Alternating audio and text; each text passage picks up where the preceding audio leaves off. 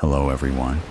This is not a story for the faint of heart. Today, we will be stepping into the darkness of the most gruesome cases, where evil not only exists, but also leaves bloody and haunting traces. This is Real Gruesome Murder Cases, a series of true stories about murders that made the whole world shudder. If you are ready to face the cold truth in the gruesome corners of humanity, come with me to delve deeper into each case.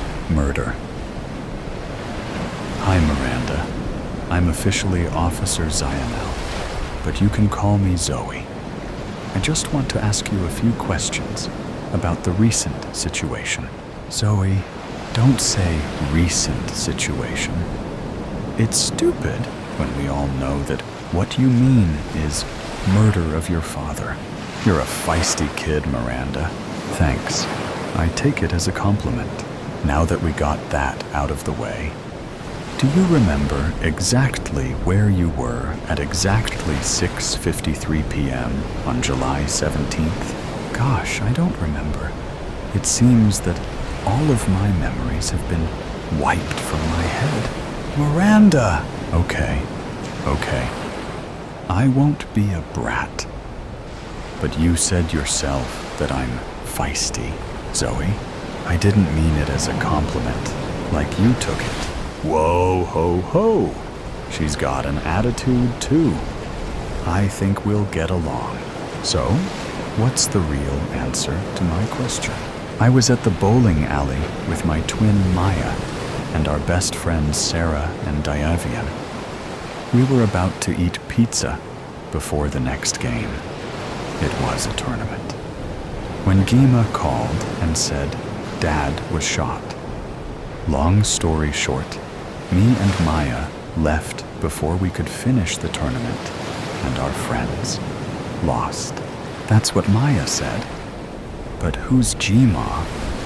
Maya mentioned a grandma, but not a Gma. Oh, right. Maya calls our grandma, but I call her Gma. That's what I called her when I was little, and I couldn't say grandma, and it stuck. All right. How did your grandmother know that your father was hit? She went over to our house to drop off some books that I had left at her house. And that's when she found him. Dead as a doornail, right there on the kitchen floor. You and Maya's stories are matching up, but Maya seemed a lot more emotional about this than you do. She was practically sobbing as she talked to me. Why are you so cool and collected? Zoe, do you seriously not realize that Dad is not Maya and I real Dad? That one left us before we were born. Don't have a clue where he's at. When Mama married Rob, Maya warmed up to him immediately. I was not so cooperative. I've never been close to him. Yeah, he's always been there for me, but he never, and will never, now, become a father to me. When I first found out about it all, I was a little upset. But it only took me a day to be over it. Maya, like you said, is still a wreck. Oh, I understand now. So, the first person your grandmother called was you. Not Maya, or your uncle, or any of your aunts? Not even your mother? Yeah. Now remember that this was Mama's mama. She didn't want to hurt Mama right away. Maya would be too sensitive too, and she didn't have any of Rob's siblings' numbers. So, the first one she called was me. Simple as that. Maya told me that your grandmother called you first because she thought you were closest to Rob. You're a bad liar, Zoe. I know my sister like I know my own mind. She, and everyone else in our family, already knows that I'm not the closest person to Rob. So what did she say? You know, you should be a detective. I did my best lying, and you still got me. That could come handy in a lot of situations if you become a part of the force. Yeah, whatever. What did Maya say? Same thing as you, Miranda. Okay. So, now what? Can I leave? Please. I need to talk to Maya. She's probably hysterical by now. No, you can't. I'm sorry. There are still a few more questions that I have to ask you. Where was your mother when Rob was so awfully killed? She was at work, at the hospital. They were short-staffed. Okay, this may be a dumb question, but do you know where your aunts and uncle were? Yeah, they were all getting together for a dinner at Olive Garden. Rob was going to go with them. I'm guessing that he must have been on his way out when he was shot. Do you know of anyone who had a grudge against Rob? Miranda, who is it? Sure. Miranda, was it you? Why, Miranda? Miranda! I hated him. He abused me. He slapped me, punched me, kicked me. He verbally abused me too. He never did it to anyone else. Your sister knows. She's covering up for you. Yes? Was it self-defense? Or did you do it because you were so sick of it all? Self-defense. Despite all of these lies, I promise you that it was just self-defense. He was trying to hurt me again. He was screaming at me. I went into his room and got into the gun safe. I pulled the gun out. I hid it behind my back while I walked downstairs. In the kitchen, he started to slap me and punch me in the gut and face. After a few minutes, I just shot. I couldn't stop it. It is possible for us to prove that. So you wouldn't be put in juvie. For now, though, you'll have to stay here at the station. I'm sorry, Miranda.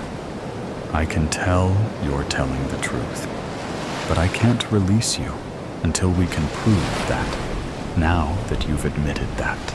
I understand. All right, come with me. We're going to go talk to Maya. Miranda! Oh, God. You told her, didn't you? Yes, I did, Maya. I'm sorry. It's okay. I still love you. I love you too. All right, girls.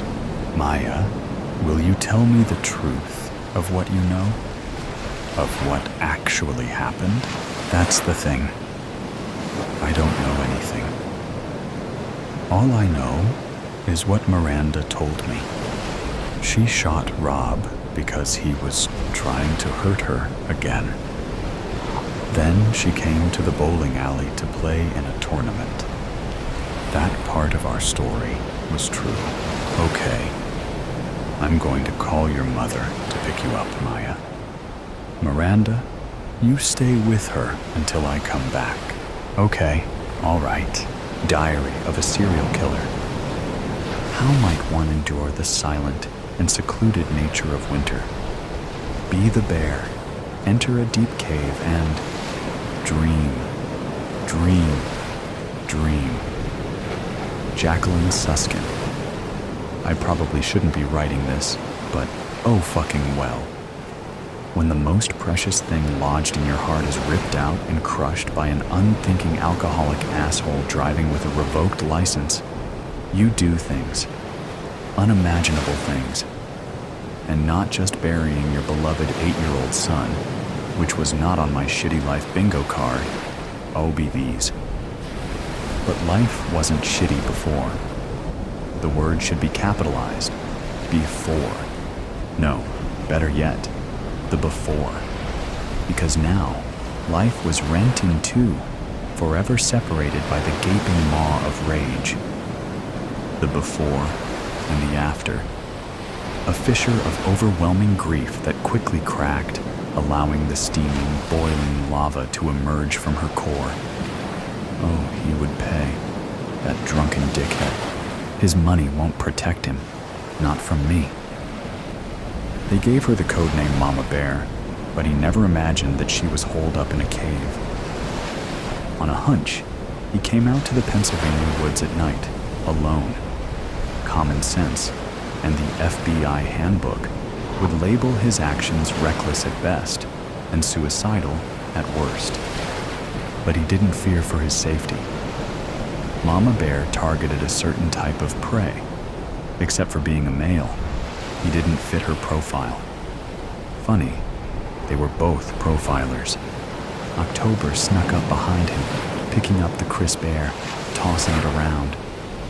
Playing offense, it switched tactics, threw it toward his face, temporarily snatching his breath. He continued to climb, quiet, crunching under his boots, allowing the patches of clearing and the light of the frosted full moon to guide his steps. He'd reach the cave no matter what, so the easy way was the best way. He put his hand in his front pocket, felt the crumpled page of a diary. The paper crinkled like the fallen leaves underfoot. It was mailed to him at his office. This one, and the other entries. He had the sense to turn in the others, but not this one. Well, most of the others. She vowed to herself that she would abstain from killing for a month, or so she wrote. By his accounts, it was day 30. He hoped her undated entry referred to October. At least he would have a day. One day. It was easier than I thought. I would say too easy. But that motherfucker mowed down my baby like a shirtless, beer-bellied jagoff, hurrying to cut the grass before the Buccos game. Maybe it shouldn't be hard. Justice shouldn't be hard. Not in the semblance of a fair world. Leaves skittered and scurried around his legs, tumbling over each other like playing squirrels. He stopped, inhaled deeply. He loved the smell of fall, that last exhale of trees mixing with ripe decomposition. I'm so glad I live in a world of Octobers. He smiled at the memory of his sister quoting Anne Shirley, not so long ago. His smile fell. Not so long ago, yet forever ago. Tragedy has a way of altering time, elongating some parts and compressing others. He looked up through the lattice of bare limbs, a web of gnarled fingers, the indigo sky stitched with rhinestones. Did the stars foretell it? It was the mutable signs of the zodiac: Gemini, Virgo, Sagittarius, Pisces, BTK, Dahmer, Bundy. The ones born at the end of a season, not in the middle, like the fixed signs, like Scorpio, like her. You'd think one was enough, but it wasn't. I realized AA was just one of many. Sure, I settled my score, but what of the other moms? South many, blights, diseases walking the earth, infecting others with their cruelty, their carelessness, their capriciousness. Someone had to bring order, just like Melville Dewey did to book classification. 000 to 999. He considered turning around to walk back down the hill. He turned, but didn't move. In the distance, the twinkling lights of downtown Pittsburgh weaved a terrestrial constellation of bridges, one-way traffic, and sundry skyscrapers. The Steel City, just like its people, metal backbones, gritty guts, and honest hearts. He craved a sandwich from Primanti's. Any sandwich. That was the last time he saw her. At Primanti's. The original one. He wasn't one to second-guess himself. His mom drummed it into their heads from the cradle. Trust self first, last, and only. First, last, only. Thanks to the internet and social media, it's not hard to find someone or their misdeeds. What was once relegated to a diary like this is now vomited onto Twitter, Instagram, Facebook, and YouTube for all to see. Many lap it up, probably because it makes them feel less uncomfortable about their own stupid decisions and meaningless lives. Here for the mindless braggart. Many blowhards make for less research when it comes to this side gig. He cracked his neck, onward and upward, one foot in front of the other, crunching leaves, whipping wind, snapping twigs. Up he climbed. He was getting close. His hand reached towards his front pocket.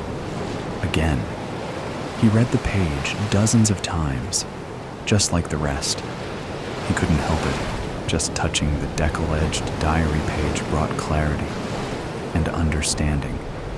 He had to find her first. Could it be that easy? I think this might be my last entry. I knew it was a bad idea.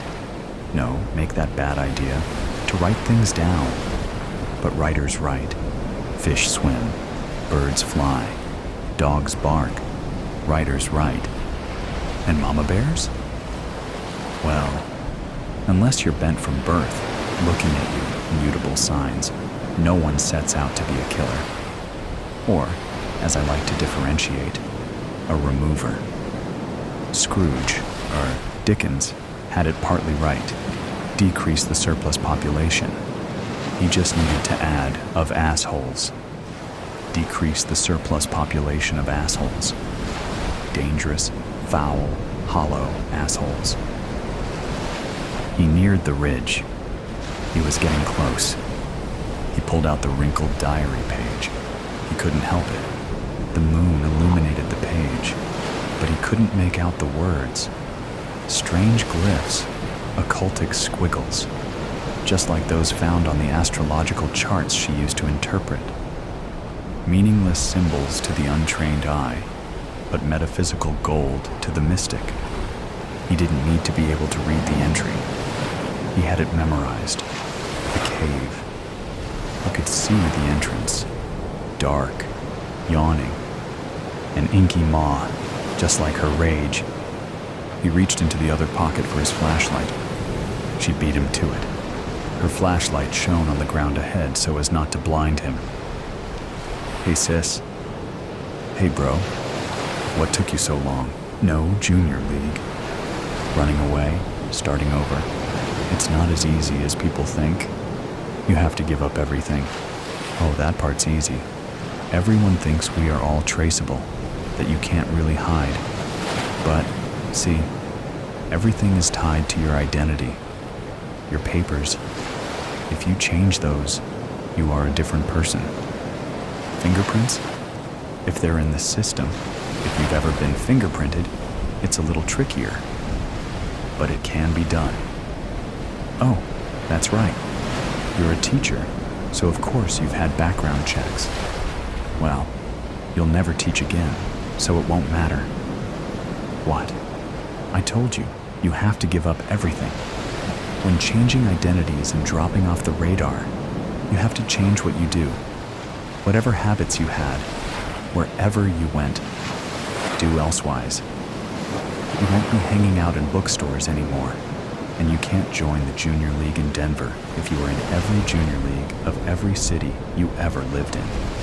Change your appearance, of course, but even as a brunette, you can't join the local improv group or historical society. That's where they will look for you. Join the Corvette Club and build a persona as an expert in 1972 Flybird Corvette transmission modifications. or whatever might be a car thing that you know nothing about and could care less about right now. You can join the Quilt Club, or the Daughters of the Mayflower, I guess. If the most important thing to you is dropping out, disappearing, disconnecting, and avoiding the consequences of what you did, you have to truly start over. You cannot be the same person, because when they come looking for you, they will look for her. Changing your papers and license and online trail are just technicalities. Harder technicalities, of course, given the internet and government, but just a technicality. But you have to be willing to change, and I'm really not getting that about you. What is the good of posting misleading social media content like faking a trip to France before abandoning it all if you are just going to go to the city you've talked about since you were a kid? Oh, now you're upset? What did you think this would be like? You would change your name from Emma to Emily and go live your exact life somewhere else, just without going to jail? Were you going to get a husband named Jason, too? Oh, that was cruel. I'm so sorry. You poor thing, dealing with the consequences of your actions one way or the other. Look, I don't think you are cut out for this. You haven't really thought it through. What? No, I won't return the deposit. I don't know. That puts me at risk if I get you transplanted and then you show up at the first community theater audition and get nabbed. Yes, they will. They will be looking for you. Once they follow the dots back to you, you are a goner. They need someone to pin this on. Look, lady, it's not like you are skipping out on a credit card bill or a boring husband.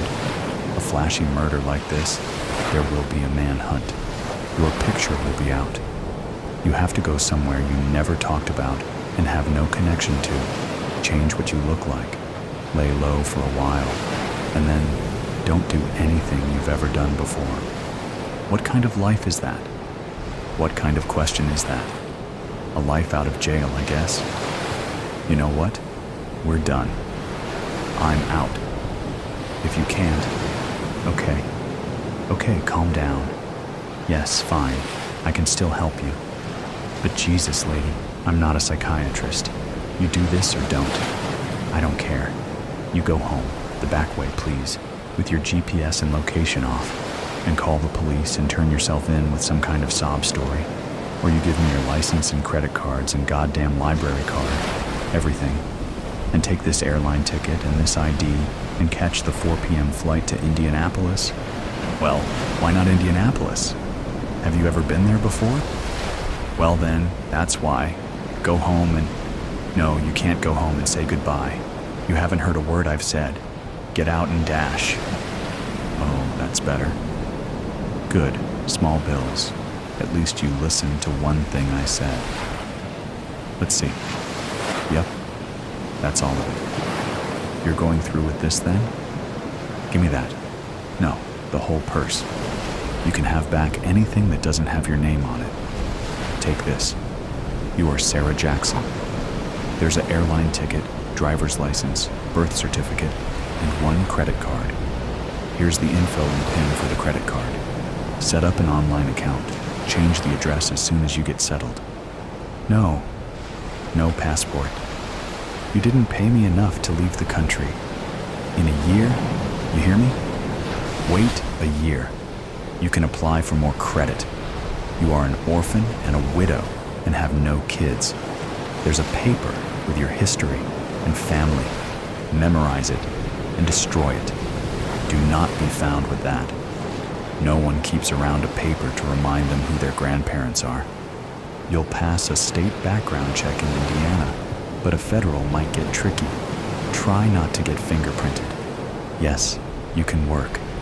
Any job you can fake. Work for cash if you can, but don't draw attention to yourself. Well, just make up a resume that you can do. There's one more service I provide. If you need a reference, call this number. Jenny will set you up. You'll get a number for them to call and get a good reference. That's the only reason to call this number. I can't get you out of any other bullshit. Well, congrats, Sarah. You have 3 hours to get to the airport. Walk about 4 blocks before you catch a cab. No, I don't care. Any direction. No, leave your car. No, you can't take your car to the airport. Are you kidding? They find your car, check cameras and manifests, and it takes them about 5 minutes to figure out Indiana. No, we can't sell it for you. Get everything you need out of it now. Listen, leave anything with your name. Don't take a receipt or Starbucks cup, for God's sake. It has to be abandoned. We'll take it out State Route 6. They'll have to dredge the quarry to make sure you didn't off yourself. Oh my God. Yeah, you're welcome, lady. You're all set.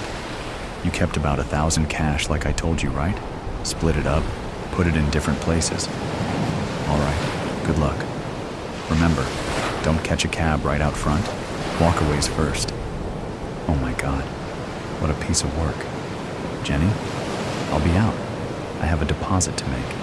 Have Mario take this Corolla out to the quarry, the usual. Her? Nah, she won't make it.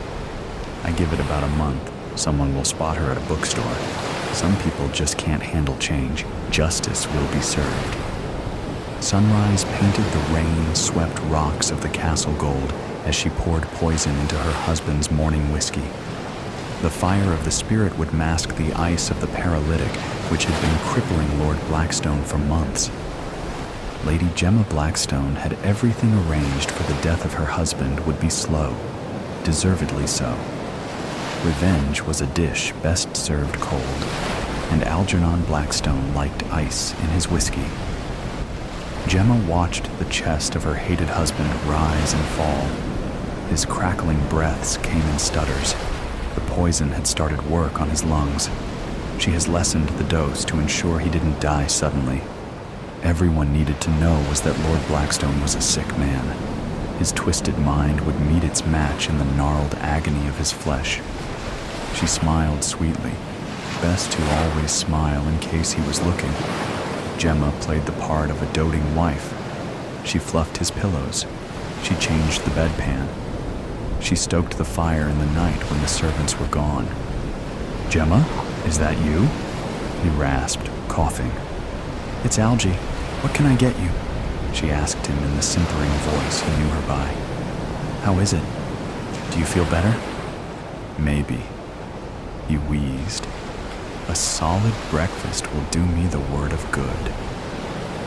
Gemma nodded and called the butler. "Reginald, Lord Blackstone is awake. Bring the wheelchair." "My whiskey," Lord Blackstone wheezed. "Can't start the day without it." He took the ready crystal tumbler in stiff hands. She had to help him sip it down. "You know you shouldn't, my love. It's your worst vice." All old men need vices. Lord Blackstone flashed his gold teeth, then closed his eyes in pain as his lungs shot through with agonizing needles of fire. Whiskey burnt away sleep. "Good morning, my lord," said Reginald. The wrinkled butler, older than the stones of the castle, wheeled in a chair that creaked with every turn of the oak wheels. "Good morning, Lady Blackstone." "Good morning, Reginald," she said. Together they helped the gnarled old man into his chair. The butler insisted on pushing him to the dining room. Above the table hung a painting of a hanging family entitled "Justice Will Be Served." Gemma had commissioned the painting to remind her of her mission. Algernon Blackstone had her entire family executed for theft when she was just a girl. Gemma had escaped only because she'd been out on an errand when her mother, father, brother, and sister were sent to the gallows. Only her father had stolen, and only enough food to feed the children. The standard punishment had been the loss of a hand, an acceptable risk for a man who wanted to feed his loved ones. Instead, the Lord of Blackstone Castle had chosen to make an example of the whole Fisher family. High on her stool on the gallows, Gemma's mother had caught her eye. Before her footing was kicked away from her, Angela Fisher mouthed the words, "Live, live for us."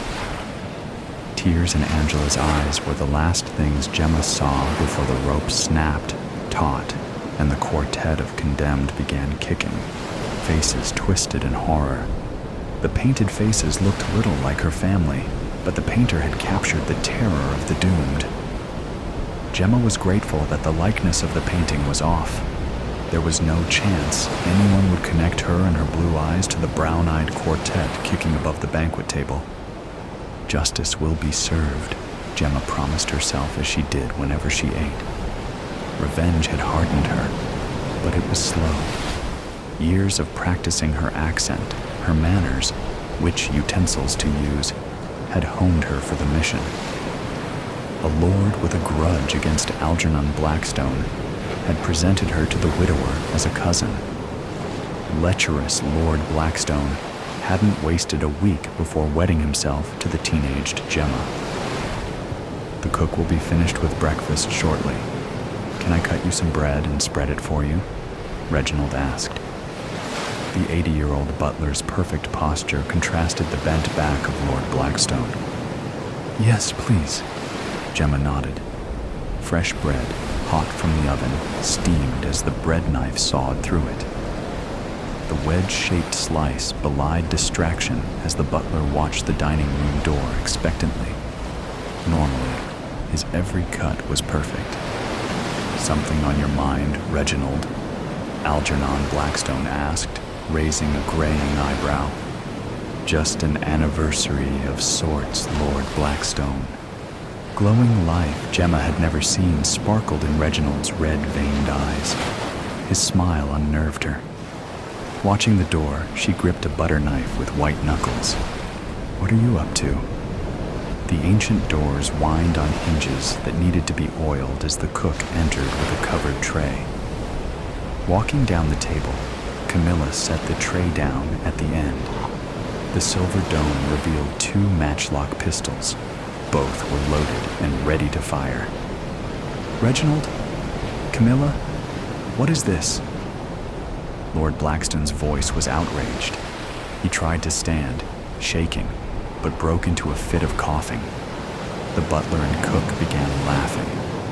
Camilla took both pistols, handed one to Reginald, and aimed hers at Gemma. Do you remember the girl you had drowned for spilling soup in your lap? Asked Camilla. She waited for recognition in the Lord's eyes. You don't, do you?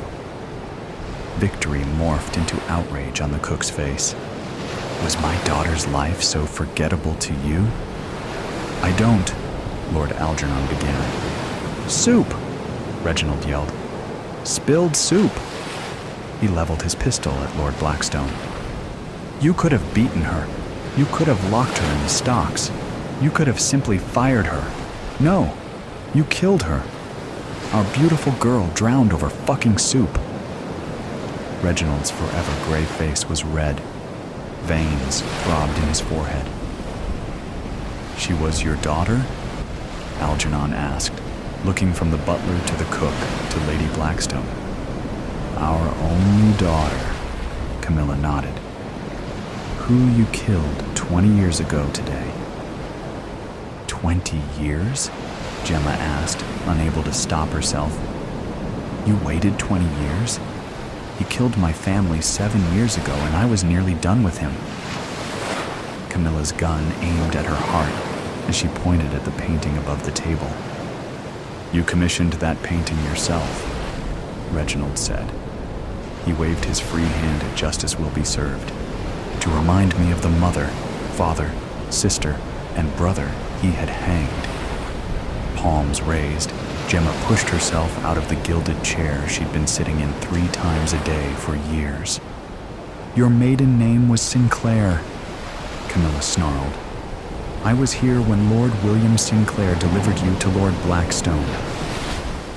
With every word, Gemma saw the old woman working herself up to shooting Gemma. To him, she was as guilty as Lord Blackstone. He hated Algernon. I told Lord Sinclair my marriage to Lord Blackstone would be his downfall. William was only too happy to help. "I'll have you all hanged," said Lord Blackstone. He slammed a gnarled fist into the table and winced. Convulsing, he clutched at his chest. "You'll never hurt anyone again," Gemma told him. "I've been seeing to that for months." She turned to Reginald. "I've been poisoning his morning whiskey." "What?" said Lord Blackstone, the butler and the cook as one.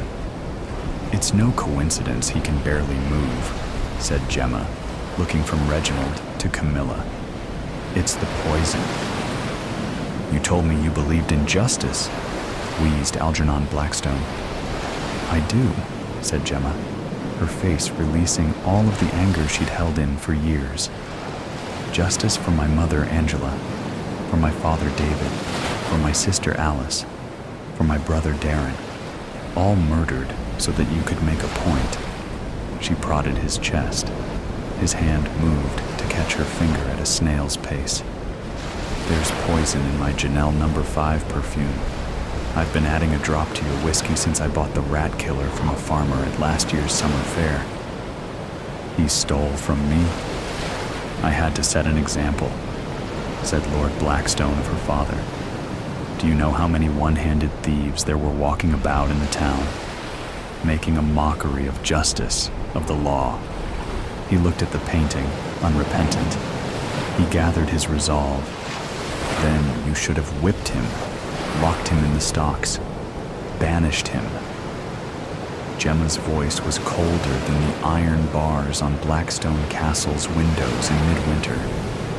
"I have a responsibility to uphold the law of the land. A liar like you could never understand. Lords maintain order, otherwise there would be chaos." He caught his wife's eye, imploring.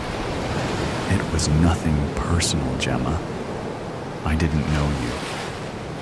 "That's the problem, Algernon. It's never personal. Life means nothing to you. Their daughter meant nothing to you." Lady Blackstone waved a hand at the butler and the cook. "It's personal for us and everyone who's had their life destroyed by your twisted vision of justice." "You're serious, aren't you?" Reginald asked. "Camilla, take the gun. I have to know." He handed his pistol to the woman who had prepared every meal Algernon had eaten for 20 years. His coattails flicked as he flitted through the dining hall door. His footsteps retreated, clattering along the flagstones. "Gemma," said Lord Blackstone. Desperation was writ large in his bulging eyes. "You've been my wife for 5 wonderful years. I've loved you with all my heart. I've had the hard task of keeping the peace in these parts, but I've never meant you harm. Gemma, I love you. Please don't do this." He pressed his palms together. "In the name of God, spare me." "God?" Gemma scoffed. "Love?" She slapped the table, giving Algernon and Camilla a fright. "You would have hung me with the rest of my family if I hadn't been checking the family crab traps. I returned to find my entire family on the gallows on your order. I watched them hang because you had decreed it." Tears of anger ran through her powder makeup. "God may have said, 'Thou shalt not steal,' but I'm sure he gave precedence to 'Thou shalt not kill.' You have a lot of blood on your hands, Lord Blackstone."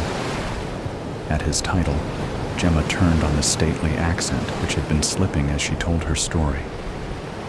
"Don't think I trust you," said the cook to Lady Blackstone. "I've watched you playing the doting wife for years. I've seen you fawning over this monster. I've heard you praise his firm hand for the law."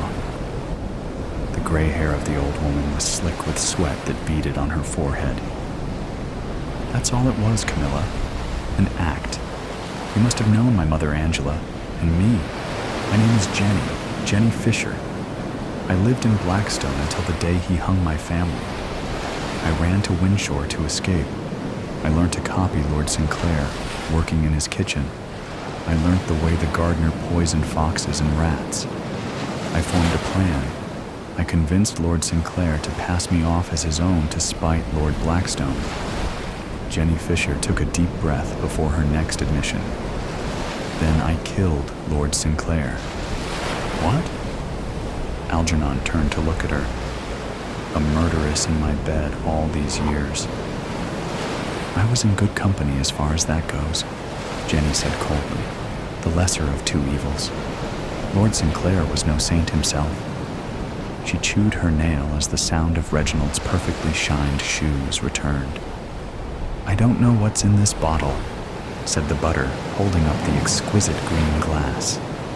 But it's not perfume. It's certainly not Janelle number 5.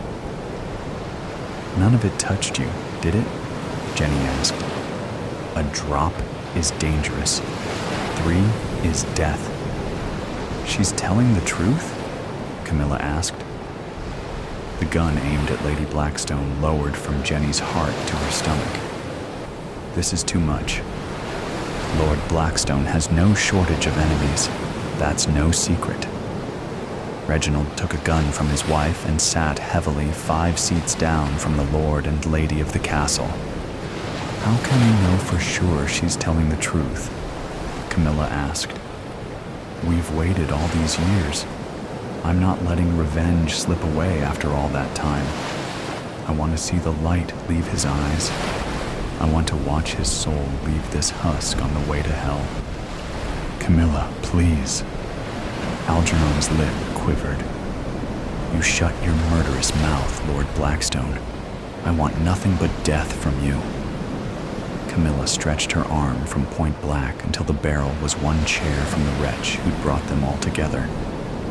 Let me do what I was planning to do. Jenny tilted her head as her mother had when she'd haggled with Sellers.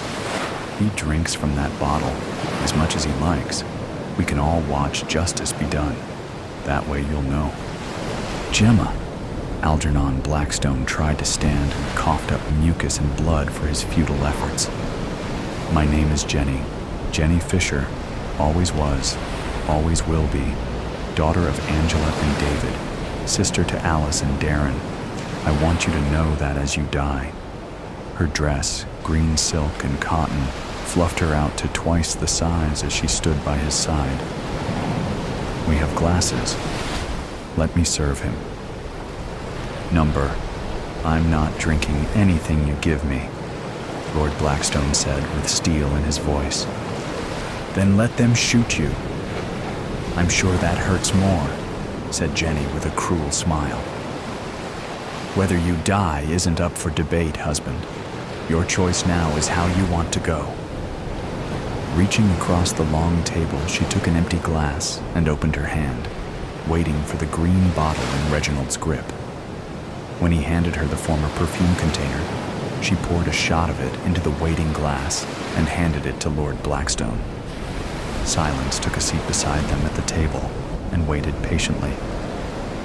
Harsh winds from across the sea could scarcely be heard over the sound of the host's labored breathing. Algernon Blackstone stared at the clear liquid in the glass, pure as water. His hand trembled.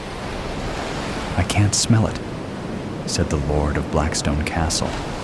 That was the point, husband. The woman he'd known as Gemma for years watched him expectantly. This or a gun wound? He asked, raising the glass of death. You could jump from the battlements onto the rocks if you like, said Camilla. I've dreamed of pushing you off them for years. Justice will be served, said Lord Algernon. His shoulders sank. Is it too late to say that I'm sorry? He looked from one executioner to another. No, said Reginald. But it's far too late for an apology to get you out of this. Algernon coughed. Closing his eyes, he nodded. Well, I'm sorry anyway. I tried to see the world in black and white. It was easier that way. He swirled his doom in the glass. It tasted fine in whiskey. If I'm to go, can it be in bed? One last sleep? What do you think? Reginald asked Camilla. As long as it's done. The cook nodded. Back to bed then, Lord Blackstone. The butler took the glass from Algernon's shaking hands, gave it to his wife, then wheeled his master away. Jenny walked behind Reginald with Camilla's gun aimed at her back. The butler helped the lord into his four-poster bed. Jenny filled the rest of the glass with amber alcohol and handed it to her husband. "Looks delicious," said Lord Blackstone. He gave them all a vicious smile. "I forgive you for murdering me. Hopefully you can all find peace together, knowing what you did, what you are." Laughing through a cough, he drank down his whiskey. "Trying to divide us with your last words?" Jenny sat by Lord Algernon's side. "How you? Just remember my family as you die." She took his hand, already immobile. "And our daughter," said Camilla. "He can't talk," said Jenny. "He's not breathing. This is the end." She looked into Algernon's bulging eyes. "Justice is served." Lord Blackstone's chest stopped moving. He twitched weakly, then ceased. "Is he dead?" Reginald asked. "Number not yet, but it is inevitable now." Jenny closed the liver-spotted eyelids of her husband. His skin was cold. Her fingers on his neck felt the beat of his heart slowing to a stop. "It's done. I thought I would feel something." Camilla looked at Reginald. "I thought I would feel some peace at last." "What now?" Reginald asked. "Breakfast?" Lady Blackstone suggested. The day had not gone as planned. She had 2 loose ends to tie off and always planned better on a full stomach, a Christmas Day heist. "A grande whole milk latte and all the money in the cash register," Bernie said to the cashier, while pointing the gun at the barista. "Or the barista dies." People usually value other people's lives more than their own, or at least they should. The age 20s, something cashier's face was twitching. It was clear he had never been in a robbery before. Calgary is a safe city, or at least it was before the people from Toronto started showing up. "Is this for real? Are you actually robbing the store?" the cashier said. "Does this gun look real to you?" Bernie allowed the cashier to have a good look at the cold, hard steel of the Glock G19. The cashier raised his hands. It felt good to watch other people do as they were told for a change. Behind Bernie, a woman's voice said, "That's not a good decision." "And why not?" Bernie sneered. "Full-fat milk. You should choose skim or soy." Bernie glanced around and saw a young woman with lightly bleached hair, that new style that gives women a zombie-like appearance. She was wearing a t-shirt with a cartoon figure on it. Definitely from Toronto, the weird ones are. Or Vancouver. "I didn't ask your opinion." The cashier behind the register said, "The grande full-fat latte comes to $7.99. Bernie pulled out a credit card, an action born out of habit, then put it back away. The robbery was not going the right way at all. "You are going to give me at least $500, Bernie demanded to the cashier. The girl with the bleached hair began talking over her shoulder again. "I'd like a half skinny flat white with a shot of hazelnut using my Starbucks bonus points." Firing a bullet into the ceiling would have made this robbery easier. Calgary police interview of suspect Bernie Schultz by Officer Ringenberg. Or, in your own words, explain to me what happened earlier today. BS. I usually drink coffee at Tim Hortons, so I thought it would be better to rob a Starbucks. Calgary is a big city, but this is Canada. People know each other. At Tim Hortons, no one ever gives feedback on what drink I'm ordering. Who let all the Starbucks open in Calgary anyway? It must have been those arseholes from Toronto. The same Torontonian arseholes who voted for Trudeau. How did I get here?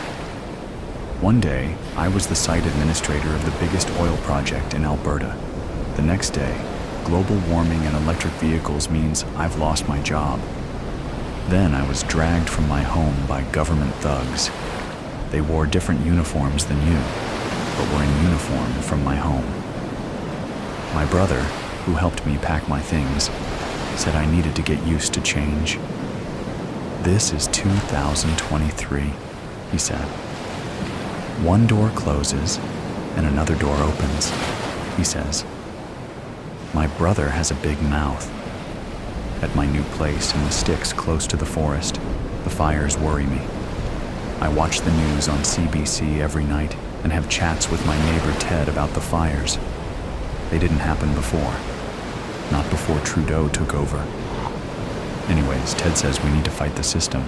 He said if we could get $500 together, we can drive to the Yukon and live in an abandoned cabin over the summer and get away from the lunatics in Calgary. Or, what's Ted's last name? B.S. Bennett.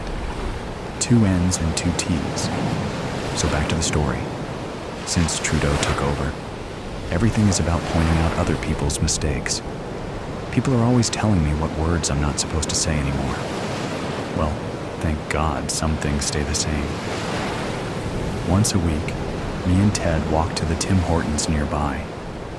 Even Timmy's didn't have a Christmas tree this year. But that's not going to stop Bernie from having the spirit of Christmas. At that other place, people just wouldn't listen to a woman with a gun. I wanted to shoot a bullet into the ceiling to stop them all yammering. And then you all came in. O.R. Thank you, Bernie. That's all we need today. We're still collecting evidence. Before I start shooting, there's something I'd like to say, Bernie announced. I hope you have a Merry Christmas. She turned from the cashier to the barista. And you too. Merry Christmas. Ma'am, here's your latte, and have a Merry Christmas, the cashier said. Then he added, I don't usually say that, and looked at the other people listening in the store. They had stopped talking to each other and were paying attention closely, in the way every high school teacher dreams of. Bernie gave everyone present a stern look, one that showed she meant business. Her arm was getting tired. She forgot how heavy guns were. The cashier had been holding his hands up for quite a while and was getting tired too. Sorry, ma'am. I can't give you all the money in the cash register, he said slowly and calmly, because this is a cashless store. His eyeballs moved back and forth between Bernie and the sign next to the cash register. It said, This is a cashless store. Bernie groaned. It's because of those people from Toronto again. I'm from Calgary, the cashier explained. Bernie didn't know how to respond to that. Doesn't your son come in here? The cashier asked. Bernie realized at that moment she should have worn a disguise. Outside, flashing red lights appeared. Bernie watched with concern as police cars filled the parking lot. The cashier, in a kind voice, the tone a person might use to give a suggestion to a friend that the color of his sweater doesn't match his pants, said, They might shoot you if you're holding that gun. It doesn't matter what age you are. As Bernie thought about putting the gun down, one of the police looked into the window and then walked straight in. Bernie has thought they might surround the building and start a kidnapping negotiation. She had planned to ask for a taxi to the Yukon to let everyone go. Bernie Schultz? The policeman asked. Who's asking? Let's take you back to Sage Hill, he said, and walked straight toward her. Bernie lowered the gun that lacked bullets. Her gig was up. The police knew retirees in Calgary wouldn't give up their guns, but the retirement homes had taken away their bullets. The cashier cleared his throat. Just for my Instagram account. Why were you trying to rob the store? Bernie wanted to quote Willie Sutton, because that's where all the money is. But it didn't seem to fit this situation anymore. She mulled it over. The police weren't in a rush. She told the cashier, For once, I just wanted to be in control of my own life. The cashier thought about it, then said, "The office workers that come into our store and put in complicated orders, I think have the same reason." When he noticed how many people were watching him, he added, "Not that that stereotype is representative of all people who work in offices." In the language of her own generation, Bernie explained that she also didn't mean any offense to anyone by her words and actions that day. "Sorry," she said. She left the store with the police, one holding her shoulder in case she tripped on the front step, not Mary. The unnerving chorus of cutlery scraping porcelain echoed throughout the room. Tension hung thick in the air, palpable enough to reach up and slice into it with my steak knife. Beside me, my sister sniffed. From my periphery, I could see her red-rimmed eyes staring blankly at her untouched plate. I cut into the slab before me, crimson juices forming a greasy puddle. I took a bite, relished the tenderness. The peas encroached into the sea of mashed potatoes like invading soldiers. "Would you please pass the potatoes, Mary?" Mother asked from the other end of the table. I nodded, heaving the dish over to my sister to pass on. Her gaze remained fixed on her plate as she sat on both hands, legs trembling. A small, choked sob escaped from her lips. "That's quite enough, Leah," Father growled, stabbing into his own steak. Leah shakily grasped the bowl, ushering it to Mother. Between them sat Jonah, barely peeking over the edge of the table and pushing his food about. At the tender age of 5, he was blissfully ignorant. I chewed a bit of gristle in the next bite, watching Father's brow furrow as he took a sip of wine, a rogue tendril staining his snowy beard burgundy. He cleared his throat, an action which rendered the table still, waiting with bated breath. Children, the ultimate test is almost upon us. I hated the way he spoke, like that of an old novel. Mother rested a bony hand over his and listened intently. With her other hand, she fingered the gold cross hanging from her neck. "We will not let the enemy destroy our union. We will not succumb to their devilish tendencies, for they are blind to the ways in which we serve him. They will never know such unwavering love and loyalty, and for that, I pity them." Mother nodded in understanding, her silvery bun bobbing. Father tossed his napkin over his plate and stood, chair screeching dully on concrete. We watched as he climbed the nearby staircase. Stray spots of maroon that had earlier leached into the wood marked his steps, evidence of what he'd done to protect the sanctity of his family.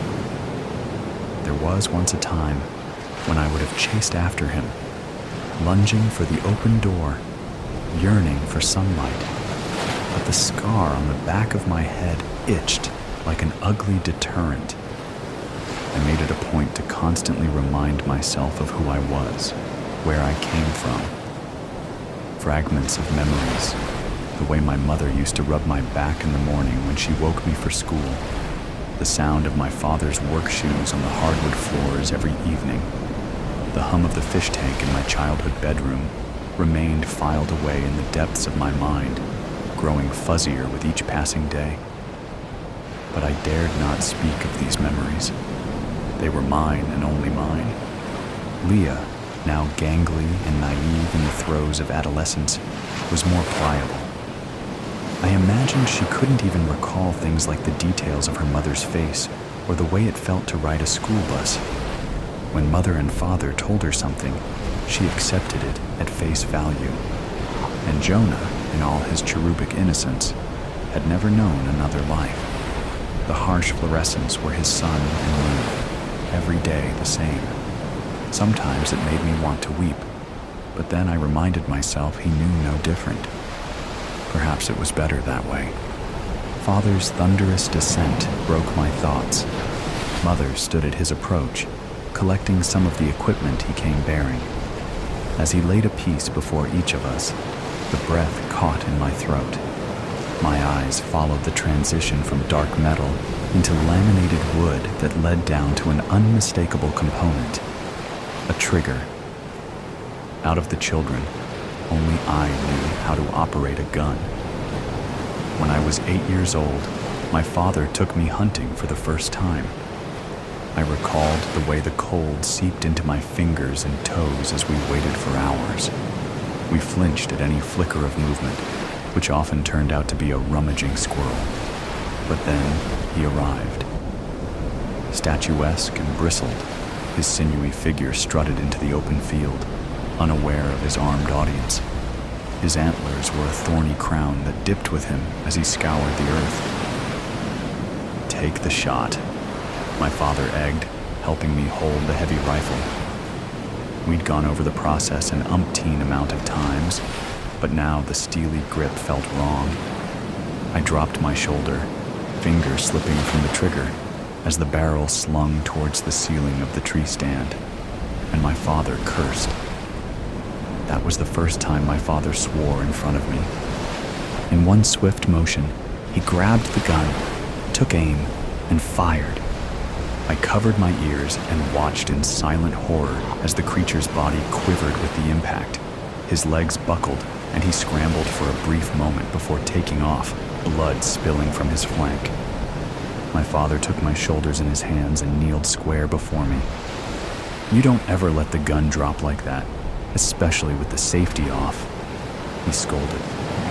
Hot tears coursed down my cheeks, stinging the wind-chapped skin. My father profusely apologized for swearing and raising his voice, wrapping me in a hug. But I wasn't crying because he yelled. I kept replaying the look of sheer panic as the bullet ripped through the deer's flesh, the terror and confusion he must have felt. We trailed our victim for a short while, following the blood-stained leaves of early winter. He didn't make it far, having collapsed in a small clearing. Panting laboriously, his onyx eyes stared up in blank defeat, and I saw myself in their reflection. Before I could process the scene, another shot rang out, and the deer stilled. "A kill shot," my father explained, "to end his suffering. When you see the enemy, you take the shot," Father said then, breaking my trance. I was back in my chair, staring down at the weapon before me. Leah ran a trembling finger over the safety, ensuring it was on per Father's crash course. Jonah, too small to wield such a device, was given a knife instead. Never before had we been permitted to use any kind of weaponry. Anything more than a butter knife was forbidden. Father and Mother claimed it was for our own safety, but I knew better. And that didn't stop me from fantasizing a ballpoint pen embedded in a windpipe, a broken bedpost as a club to the head. I'd had my fair share of time to ponder the possibilities. Leah and Jonah may have been taken at malleable ages, but I refused to fully yield. The slight quiver in Father's hands and the way Mother's complexion paled meant it was all hands on deck. Though I didn't know whose blood painted the staircase, sticky on the soles of Father's shoes, it had led us to such a cataclysm that I dared to dream about life beyond the concrete. I yearned to return to a world where my name was my own, not the one I'd been forced to adopt. I longed to hug my mother and father, to bask in the sunlight on a summer day, to see my friends, to witness the light at the end of a nearly decade-long tunnel. Could this be the end? The gunmetal was cool in my clammy palms. I contemplated aiming it at Father or at Mother. It would be so easy. But what if it wasn't loaded? What if it was just for show? And could I really do it? "Let us go," Father commanded, leading our ragtag troop up the stairs. At the top, Father unlatched the door, leading us into an empty hall with another door at its opposing end. Bringing up the rear, I glanced back into the abyss where time passed indefinitely. and as the next door opened into a moonlit room, I realized I would never allow myself to return. Gilded crosses glinted from every wall as we wound through the house, and like something from a movie, a muffled voice seeped in through the cracks in the windows and doors. "Come out with your hands up."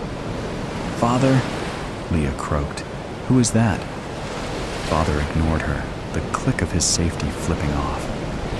He slung the gun around his back, nodding at Mother as he approached the door. The rush of blood thrummed in my ears. Leah mimicked Father and switched her safety off, and Mother did the same. Greasy coils of nausea knotted my gut as I followed their lead. I swallowed the bile rising in my throat. Nothing about the unfolding situation felt good or right or godly. Father gripped the doorknob with a fierceness and turned. Golden porch light flooded the entryway. For a moment, Father's face looked younger in the warm glow, and I wondered what led him to this path in life. Slowly, he raised his hands above his head and stepped outside. "Drop your weapon!" an extraneous voice shouted. "It's over, Arthur," another called. "Do the right thing and drop your weapon."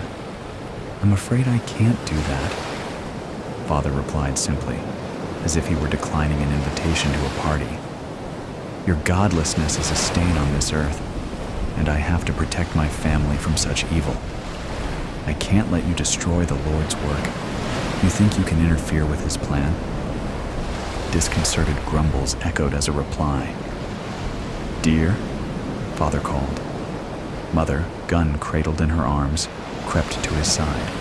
Her skin was sallow, brow damp with prickles of sweat. The woman, always so composed, seemed to be cracking. "Mrs. Goodfellow, drop your weapon now," the second voice commanded. Tensions heightened with each passing second. "Put down your weapon and put your hands up." Negotiations persisted, but I knew Mother was as stubborn as a mule and loyal as a dog. She would follow Father to the ends of the earth. The crunch of boots on gravel drew near. Father stiffened. "Not another step," he threatened, raising his gun. "Don't turn this into a standoff, Arthur," the voice urged. "That's not going to do either of us any good." A treacherous moment of silence ticked by. Every part of me trembled. "I will not let you tear this family apart," Father declared coldly. "Maud," he said, nodding at Mother, who lifted her gun. Her finger made contact with the trigger, and she pulled. A deafening blast ripped through the cool night air, and all hell broke loose. Shouts of anger and bewilderment erupted, and I watched as Mother's body lurched back in a swarm of bullets. In collapsing, her gun fired. I fell to the floor, covering the important parts of myself. Father crawled lamely over the threshold, dragging Mother's body with him. With a weak kick, he shut and locked the door. Blood from their matching wounds seeped into the floor, a crimson trail smeared behind them. Amidst the chaos, Father tenderly brushed stray hairs from Mother's face. He caressed her cheek in his calloused hand as she gasped for air, her blouse soaked through and the cross dangling from her neck now stained. Faint whispers of prayer spilled from his lips as he continued to comfort Mother. Barked orders swirled beyond the window panes, the thud of boots heavy on the porch. From the floor, I glanced around. Jonah was nowhere to be found. "Jonah?" I called quietly. "Leah, Jonah's not." I turned. Leah lay face down nearby, arms splayed by her sides and gun resting under the nearby sofa. "Leah?" On shaking limbs, I clawed my way over to her. Terror gripped my throat so viciously I struggled to breathe. Thick locks of brunette cascaded into the floor, shielding her face from view. I carefully grabbed her shoulder, rolling her over. A strangled cry escaped me as I recoiled at the sight. Blood trickled from her forehead down the bridge of her nose between lifeless eyes. The bile that earlier threatened to purge itself did so then. I wiped my mouth, one last dry heave racking my body, before curling up beside Leah. Garbled whispers across the room caught my attention, and I looked to see Father lying beside Mother, gazing up at the ceiling of the foyer. Though worse for wear, he still managed to recite the Lord's Prayer unfalteringly. Mother remained limp, devoid of life. "Mary?" Father called blindly, like a sick game of Marco Polo. "Mary, child, are you still there?" I rose, stepping gingerly until I stood over top of him. His snowy beard, once stained with wine, was now marred with fatal streaks of maroon. "She's dead," I said solemnly. "Leah's dead." I didn't want to reveal that Mother's gun misfiring was the cause. I wanted him to think it was his fault, which, truthfully, it was. Everything was his fault. Sometimes, we as servants of the Lord must make the ultimate sacrifice. "Shut up," I hissed, jabbing the barrel of my gun into his forehead. Father grew silent for a moment. "Mary, you are a daughter of the one true King," he rasped. "You are our last hope at ending the war of evil that has been waged against us. When you see the enemy, take the shot." I sniffed. "You're right, Father." His breathing was ragged, blood curdling in his lungs as we spoke. A twinge of sorrow panged my heart as I gazed down at the dying man before me. But then I remembered all the hurt he'd inflicted, all the years he'd stolen, and anger sizzled in my veins. Realization flashed across his face. "Mary." A single blast rang out, a kill shot to end his suffering. The footsteps and chatter outside ceased. For a moment, the world was silent. "My name's not Mary," I spat, dropping the gun. With a quick yank, I tore the gold cross from my neck, dropping it onto Father's still chest. A muffled cry emanated from somewhere close by. My heart clenched. "Jonah?" I called, wheeling around in search of the noise. I padded across the living room to the pantry where the cries seemed to stem from. Carefully, I turned the knob and opened the door. Head buried between his knees, Jonah sat curled in a ball. "Jonah?" I rubbed his back, and he glanced up. His eyes shone with tears. "Jonah, it's okay. I'm here." Just as the front door splintered open under the crack of a boot, I wrapped him in a hug. Fall family feud. Local missing children discovered in police raid after officer slain. Abducted children found in home of local religious leaders. My name's not Mary. Young woman's fight for survival in House of Horrors. Farmhouse dinner. Christina wondered how long she should wait before she reported her husband missing. 2 days seemed too soon, but a week too long. Who would take a whole week to notice their husband missing? She held her hot cocoa in both hands, sipping it slowly as she watched the gentle flakes drifting through the pine trees. The first cold snap of the season had come with several inches of snow, and it covered the ground in a white, soft blanket. She loved being alone in her kitchen, and had spent the morning rearranging her utensils, the pots, and her knives for practical use. Everything had a place, and a place for everything. Christina looked around her small house, the contour of her entire world. She didn't miss him. The house felt lighter, cleaner since he walked out the door that last time.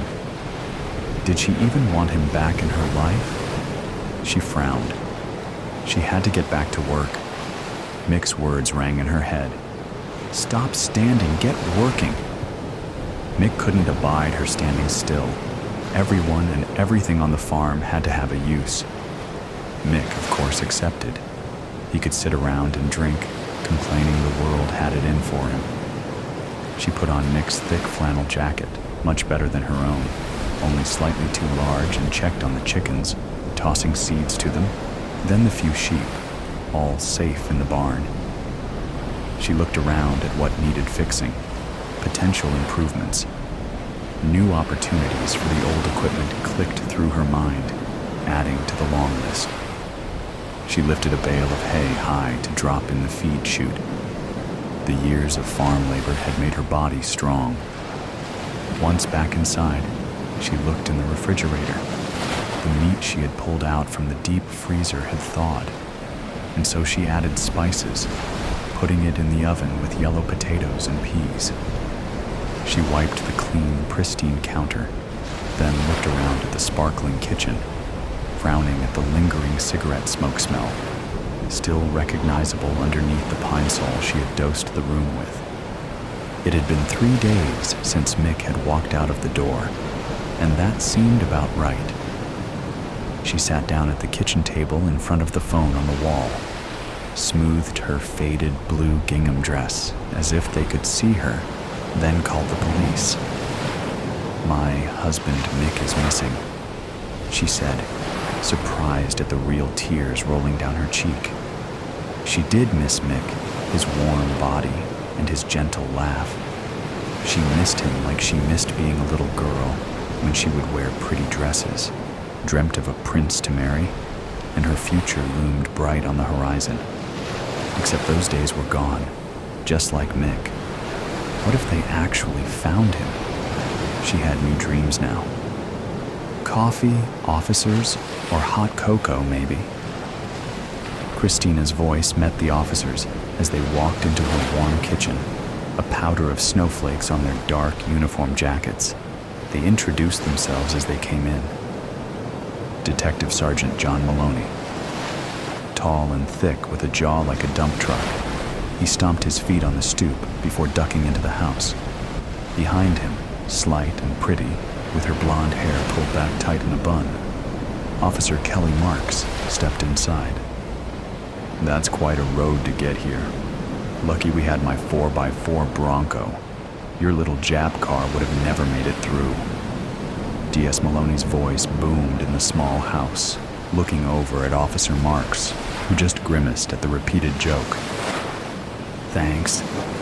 D.S. Maloney took a coffee, and Officer Marks took a hot cocoa with a Gracie has. "I speak English." "So, you are Christina Santos, and you called about a missing person. A Mickey Mouse, maybe?" D.S. Maloney laughed with both thick hands on his hips, his elbows waving, the international flags of asshole. D.S. Maloney snorted at his joke.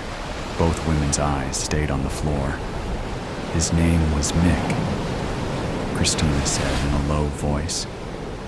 "Mick, your husband, has been missing." Officer Marks looked down at a small, pristine notebook. "For 3 days?" "Yes." Christina wiped her eyes with her apron. "Mick went out, said he wanted to get something from town, but his truck is still here. Sometimes he goes to a neighbor's house or the bar in town. Oh, I don't know." Christina clenched her apron over and over. "Did you look for him or call anyone?" D.S. Maloney barked. "I don't know who to call. I don't know his friends, other than the men at the Iron Door in town. I called the bar, but he wasn't there." "Okay, do you have a description?" Officer Marks held her pen at the ready. "We can call the local hospitals, other police stations to see if he has turned up." "Well, he's a bit taller than me, has dark hair and thicker." She put her arms out, forming a large belly. "And his face?" Christina squinted one eye closed and turned her face into a deep scowl.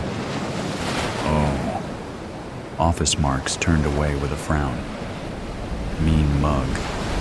Any idea where he could be?" D.S. Maloney looked in a cupboard, as if the missing man had been put with the canned peaches instead of the tins of sardines.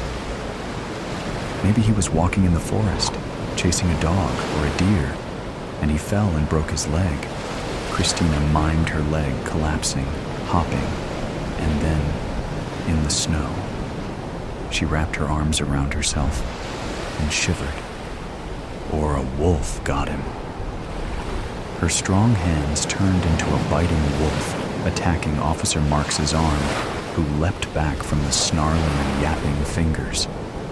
But most likely, he'd just run off, tired of me.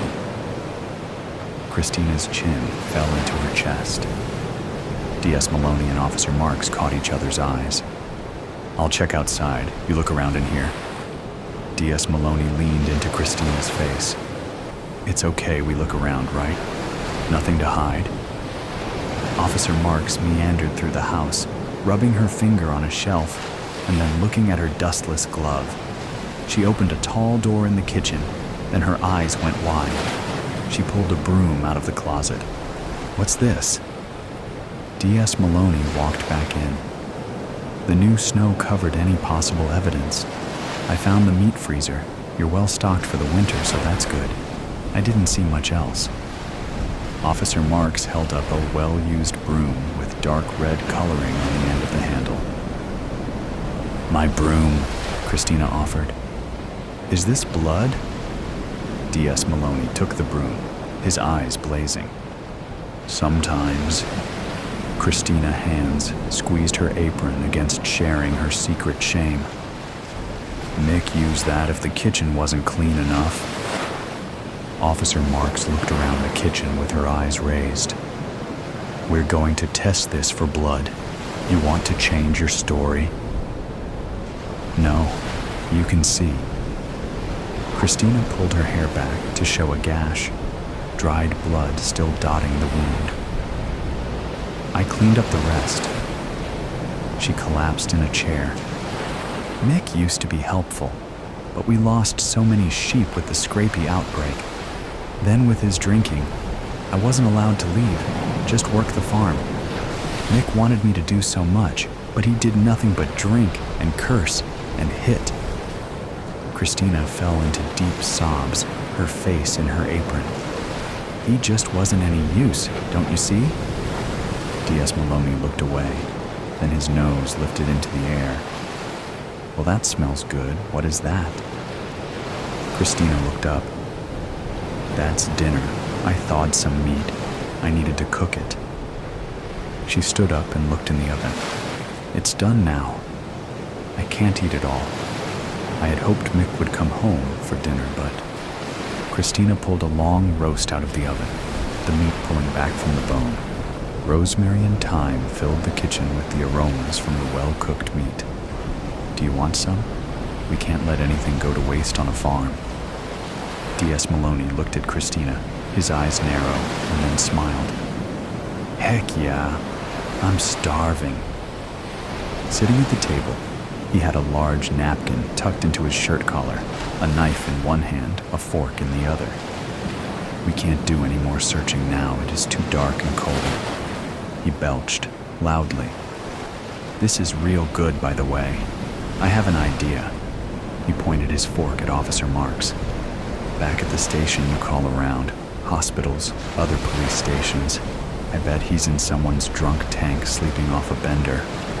"Good idea, sir." Officer Marks's eyes swept the ceiling before turning to Christina. "I thought this would be lamb, since you have a sheep farm, but it is something different." Christina looked up. Her mouth dropped open before she clenched her teeth. "Pig," she muttered. "A little tough, but pretty good, I agree." She stood up and went to her refrigerator. "I have more." She pulled out several bundles and rolled and taped butcher paper. "Here is some ground meat. I can't use it all. You should take it." D.S. Maloney pulled off his napkin as he stood up and took the packages. "We'll contact you when we have anything further." He nodded and left the kitchen. Officer Marks jumped up to follow D.S. Maloney outside. "Sir, there was obviously a fight in that kitchen. I read a story once about a wife who killed her husband with a frozen lamb chop and then fed it to the officers who came to interview her. Do you think..." D.S. Maloney narrowed his eyes at Officer Marks before shaking his head. That's the dumbest thing I ever heard of. There is no body. No, he just left. Not that I blame him. She's not all there. He spun his finger around his ear. Officer Marks stepped back inside. Christina stood at the sink, washing a large meat cleaver. We're going to go. Thanks for the meal.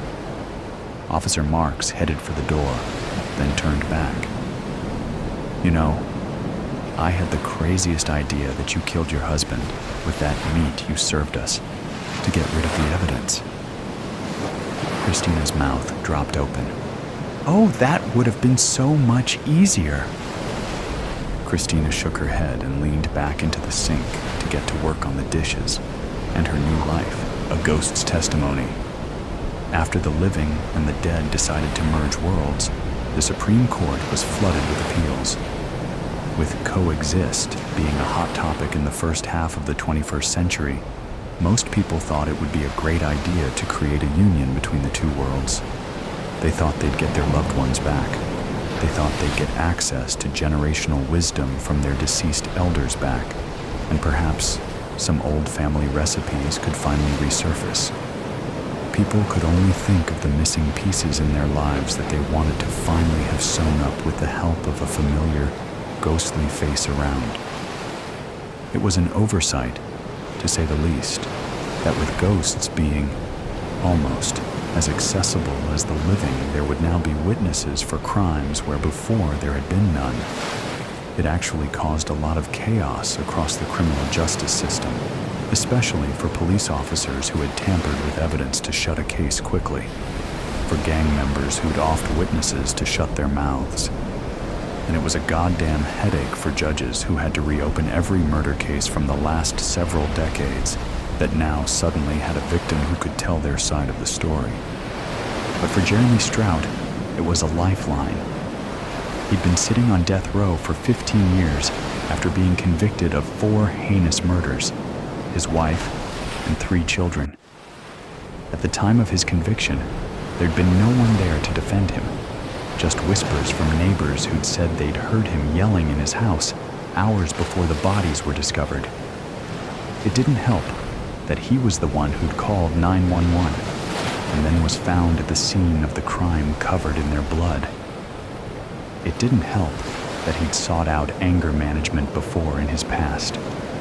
Rumors swam through town like a broken dam, neighbors speculating that he hadn't wanted their 3rd child. That little Harley Sue was a mistake Mrs. Strout made Jeremy keep, and that he'd finally snapped under the pressure of 3 small children and a wife whose fertility had betrayed him. Jeremy had always denied the rumors, claiming that he loved his family. Sure, they had their problems, and he never denied the hardship of not only providing for 3 children under 5, but living under the same roof as them. Nevertheless, he remained adamant in his defense. He would never harm them. Unfortunately, that wasn't enough. Statistically, said the prosecutor, people are more likely to be killed by their spouse than any other person in the world. And of course, Mr. Strout could not leave his children to live after killing Mrs. Strout, because who would take care of the children while he was at work? And if he had not done it, then why so much blood, not only on his clothes, but in his fingernails, wedged between eyebrow hairs and in the wrinkles of his temples? And the even bigger question, if Mr. Strout had not murdered his family, then who did? There had never been another suspect. The police never really took the time to consider one, their minds made up before they could produce an alternative. It really was easier just to blame the husband. What jury wouldn't go for that? Today, our jury gets to hear a new side to the story. Jeremy's defense attorney told the courtroom at his appeal hearing, nearly 2 decades after his family's murders. From Mrs. Strout's perspective, Mr. Alcott enticed the crowd with a smile that said he had a secret, one he was eager to share. Attorneys could be a bit performative in their speeches, and Mr. Alcott was no less confident. The union between the dead and the living truly did save some attorneys' careers, as it had not always been every day that they could produce eyewitness testimony that could turn a case on its heel. Some started getting big heads about it, as if they had more power than the judges, and Mr. Alcott's once regular-shaped head was slowly growing in size. Jeremy, who'd known him since his family's gruesome deaths, knew that Mr. Alcott came from a humble and passionate place. He just wanted to help people. And more than anything on this day, he wanted to help Jeremy. The only problem with ghosts as witnesses was time. The worlds were combined, yes, ghosts were all around. But time for the living and time for the dead, they existed on two separate lines, intersecting at points that were not always convenient. Ghosts floated from here to there to here, teleporting across space and time. And their biggest adjustment to being reunited with the living was adhering to the old third-dimensional clock. You could not simply tell a ghost to show up in court at 9 a.m. and expect them to find where that time existed for them. The closest thing living humans had to relate this ghostly state of nonlinear existence was to elderly people with dementia. They hopped from place to place, time to time, without any real sense of how they got there. Ghost therapists, a new occupation created by the psychologists, blended a team of living and dead to try to help condition ghosts into grasping the concept of earthly time. But like any therapy, it was not an immediate remedy. Realistically, Mr. Alcott could only hope that Mrs. Strout would appear in court. But there was no way to be certain she would find her way there at the right time and place of the court hearing. Yet still, he spoke as if there were not a single doubt in his mind. Today, we will get to hear an eyewitness account of the events that took place on October 26, 2023, from one of the victims' perspectives. And how grateful are we that it is now possible Mr. Alcott turned to face Jeremy Strout, seated at the defense table, shackled at his wrists and ankles, both sets of chains locked in place by a hook on the tabletop and the floor. Jeremy was trembling, just as nervous as he was during his first trial, which certainly had not helped his case. He tapped his feet anxiously, and Mr. Alcott took his seat beside him. "Don't you worry, Jeremy. I've spoken to Mrs. Strout, and I know she wants to be here. She feels just awful that all of this has fallen on you. I have no doubt she will find her way here, even with those kids of yours keeping her busy. Who'd have thought dead kids could still be such a handful?" Jeremy didn't laugh, so Mr. Alcott cleared his throat. "She's got a wonderful therapist, Jeremy. They've been working really hard on timeliness so she can be here for you today. He's the best therapist around.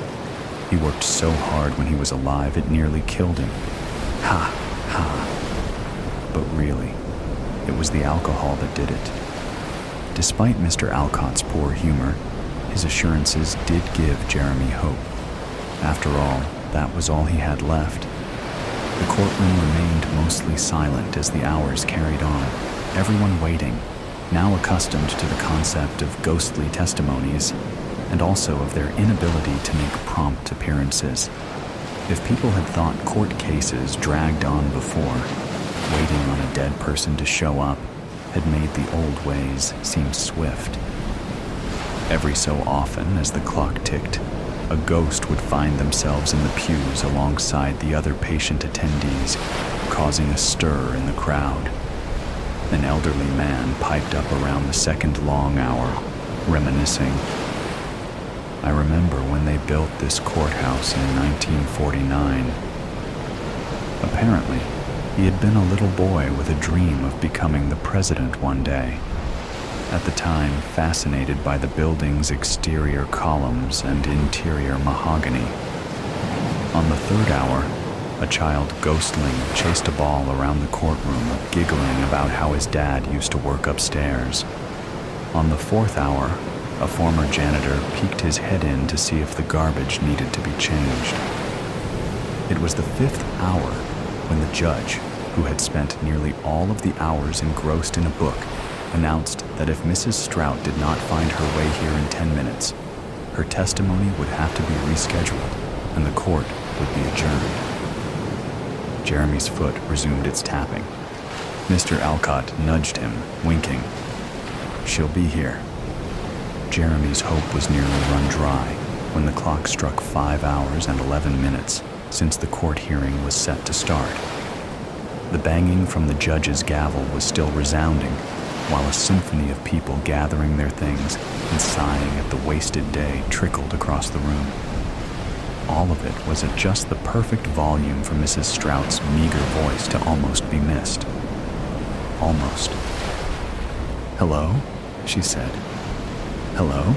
Did I make it on time?" The noise in the room was like a faucet sputtering out until it finally stilled. Everyone froze in their tracks and turned towards the voice to find an equally meager and transparent figure seated at the witness stand. When Jeremy laid eyes on her, she looked as beautiful as the day he married her. Not appearing in the form in which one died was a feature of ghosthood that all appreciated. "Senora," Jeremy whispered. At her name, the ghost frantically searched for its source. When she landed on Jeremy, relief softened and warmed her face. "Jeremy," she smiled. Then, as if her reason for being here suddenly rushed to her mind, she jerked towards the judge, who was still frozen in his half-standing, half-seated stance, considering if he should allow this hearing to take place. "Your Honor, you have to set him free. He's innocent. Please," she pleads. "Senora, where are the kids?" Jeremy asked worriedly. His ghastly wife faced him again. "They're fine, dear. Well, they're dead, but they're fine. They're at the park, playing." Jeremy thought of little Harley Sue, not even 2 when she passed, off at the park playing without an adult. Senora read his expression. "I figure not much else can happen to them now." She shrugged, forcing a laugh.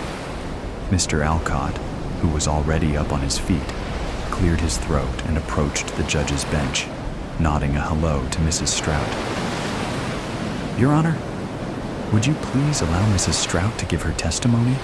We've waited all this time, and if we prolong it any further, we cannot guarantee her appearance again." The judge was tired and hungry and ready to sit on his couch and kick his feet up, but he was also reasonable. He surrendered a sigh.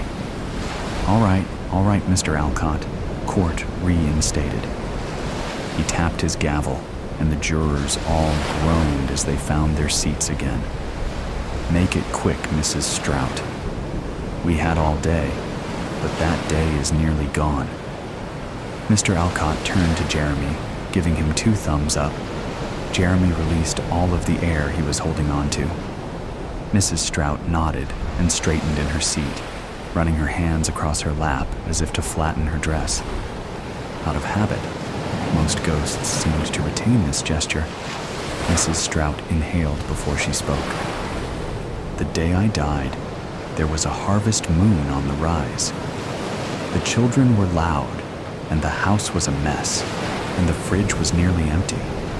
I hadn't gotten to laundry in over a week. It was a pretty typical day in our house, actually," Mrs. Strout joked.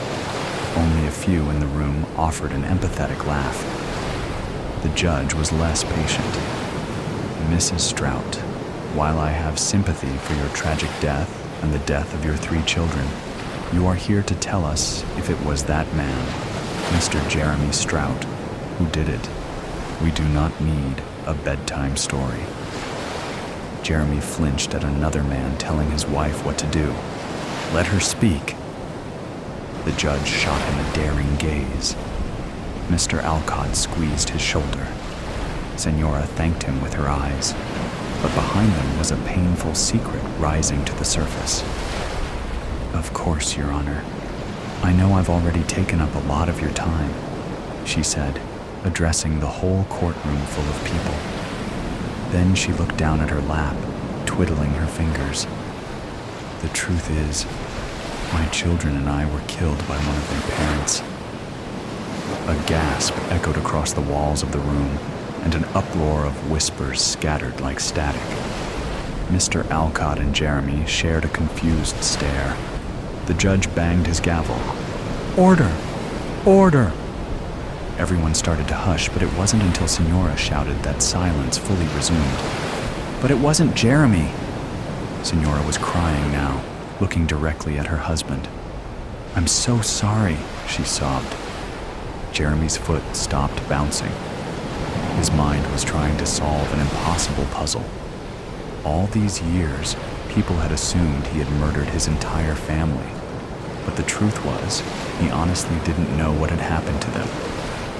Just like he'd told the police, he'd come home from a long day at work and walked into the most horrific and life-shattering scene he'd ever witnessed. No one believed him. Senora's sobs were the only sound in the courtroom as everyone patiently waited for her to collect herself. Thankfully, Kleenex had developed a ghost-friendly facial tissue, and one of the guards brought it over to her. She wiped her eyes and spoke sternly, as if she had not just been wailing with abandon. "Your Honor, you need to release my husband from prison right now." "What are you saying, Senora?" Jeremy whispered. The next words that Jeremy's wife spoke were undeniably the most important of his entire life. More life-altering than the ones spoken by the police who arrested him and the judge who convicted him. Senora's words freed Jeremy Strout from a prison death sentence and cleared his name of all criminal charges. But in the same instance, her words shackled him all over again, leaving him forever haunted by the truth. Subconscious convictions. They say in the moment of tragedy, time slows down. During those precious seconds, the mind accelerates. Your surroundings blur and disappear as your attention turns inward. You consider the events that led you to this point and what you could, or should, have done different. You consider who this will affect. You're suddenly acutely aware of every regret you have, things you wish you had done, or words you wish you had said to people you may never see again. What they don't tell you is that during this time of reflection, those thoughts don't matter. The steps that led you to this point have already been taken. You cannot change the past, and now must deal with whatever comes as a consequence of your own actions. But what if those thoughts did matter? I'm going to lose my job. That was the first thought that raced through my mind as I watched the man pull a gun from beneath his baggy jacket. The same man I had passed through security only minutes before. This was my first day on the job, and I was already going to lose it. The years I spent in college, scrounging for food and borrowing my friends' couches and car seats just to have a place to sleep. The loans I took from friends, family, and disreputable sources. None of that mattered anymore, as the fruit of my hard-earned labor was going to sour and rot on the very first day. The moment the glint of his pistol caught my attention, my hand was already reflexively reaching for my own holster. In the mere moment it took to draw my gun and form the words on my tongue for the man to drop his weapon, I was presented with a choice. Do I fire at the man whose own gun is pointed at the young woman behind the desk? Or do I wait and try to talk him down? If I hesitate, he could kill the woman before I fire. Or I could fire first, not giving him the chance to stand down. What if the gun was fake, and this was just an attempt at intimidation? Does this scenario meet the requirements for the rules of engagement? With my decision made, I shout for the man to put down the gun. Before the last word had fled from my mouth, an explosive sound that will, from that moment on, forever haunt my waking moments rings out. I made the wrong judgment. The man pulled the trigger. Time continues to crawl by as the young woman's body drops to the ground, red misting the air and painting the wall behind her as she crumples out of sight behind the desk. Seemingly to compensate for its slowed pace, time then speeds up. People scream and drop to the ground. A mother flings herself over her child. An elderly man clutches his chest and faints. I have little recollection of what follows. I'm sure police arrive and subdue the man, as I suddenly find myself sitting outside on the curb. Uniformed officers question me. I'm not sure what answers I give them. All I can do is stare at their holstered guns. 3 seconds. That was all the time it took for the man to pull his weapon and end a life. Those 3 seconds play on repeat over and over. I lose my job due to my own negligence. If I had followed proper procedure, I would have found the man's gun as he came through security. Out of job and with a permanent black mark on my record, my degree and certifications become nothing more than useless pieces of paper. My brand new car I financed is repossessed. I return to couch surfing and lending in order to get through each day. Loud sounds now terrify me. The bang of a car door closing has me reflexively reaching for a sidearm that isn't there, only for nausea to rise at the mere thought of a weapon. Red mist and a body crumbling to the ground. It only took 3 seconds for that man to pull his pistol and kill. I can no longer make decisions for myself. I fear that whatever choice I make will be the wrong one, somehow causing another life to end. Second-guessing every move I make completely overwhelms my day-to-day actions. I cannot help but spiral within my own tortured thoughts to the point where I am too terrified to even move. It only took 3 seconds. The instant the man pulled the gun from his jacket, instinct led me to grab my son, push him to the tile floor, and cover his small body with my own. The only thought racing through my mind was his protection. Having only recently lost his father, I couldn't fathom losing Evan as well.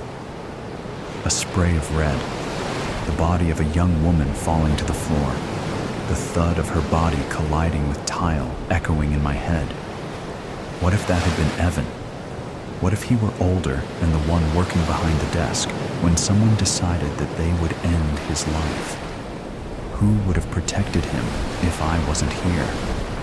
The security guard by the door, frozen with his gun raised, solidifies my resolve that no one can protect Evan like I can. It takes 3 police officers to pry me from my son's protection. Only after several reassurances that the gunman has been subdued and that we are safe am I willing to detach myself from Evan. Sweeping my sobbing 4-year-old into my arms, I hold him close as I provide the police with my statement, receive the okay from medical personnel to leave, and speed the safety of our small home. That could have been Evan standing behind the counter. No one can protect him like I can. With school shootings a very real possibility, I pull Evan out of school just in case. I find a new job that will allow me to work from home while homeschooling at the same time. Groceries are delivered to the house. Contact-free, of course. The only times I find myself not being able to avoid leaving the safety of our home are for regular visits to the doctor's office. I put these off for as long as I can without risking Evan's health. Every individual we pass is a threat, as who knows what weapons they carry, hidden beneath their clothing. Who knows what intentions they may have, or when they might decide to take their frustrations out on my innocent child. A local news broadcast covers the story of an injured criminal waking during surgery and attacking the caretakers and 2 bystanders. What if Evan and I had been there for an appointment? Even the hospitals weren't safe anymore. I called and canceled Evan's upcoming checkup. The doctor's office called at least once a day for a week straight to reschedule Evan's appointment. I let every call ring to voicemail. I know what is best for Evan. No one can protect him like I can. The phone calls eventually stop.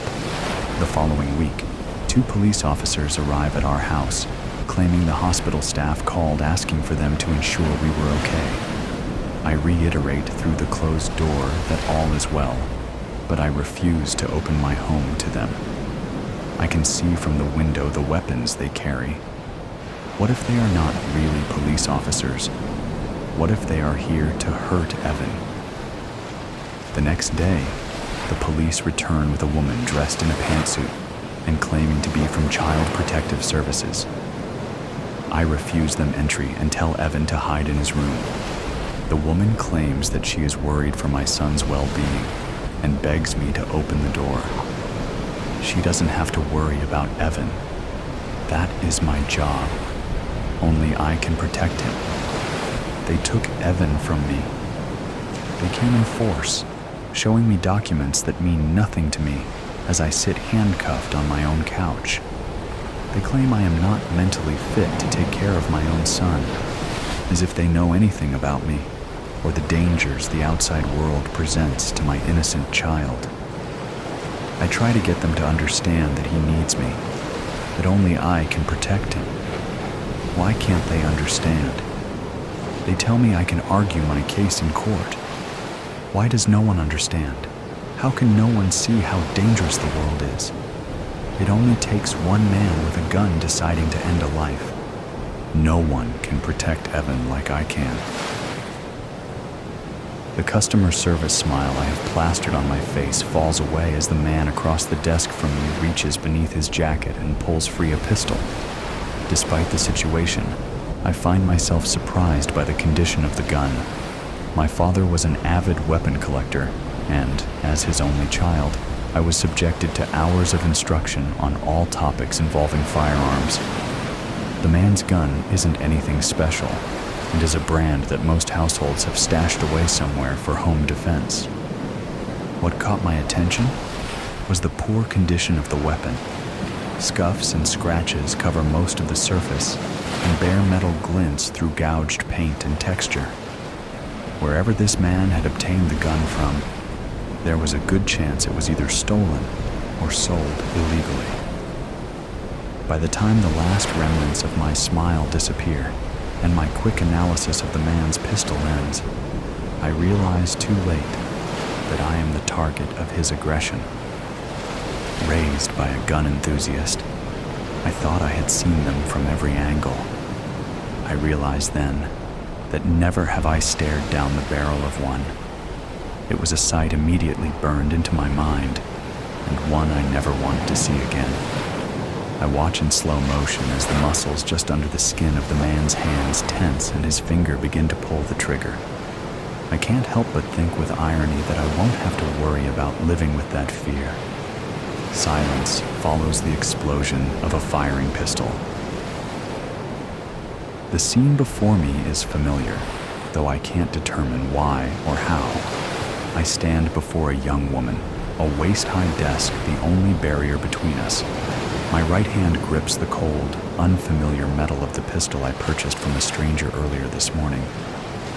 I stare down the top of the gun at the young woman. She seems more interested in the details of the gun rather than the fact that it is aimed directly at her. There is something familiar about this woman, though I am sure I have never met her before.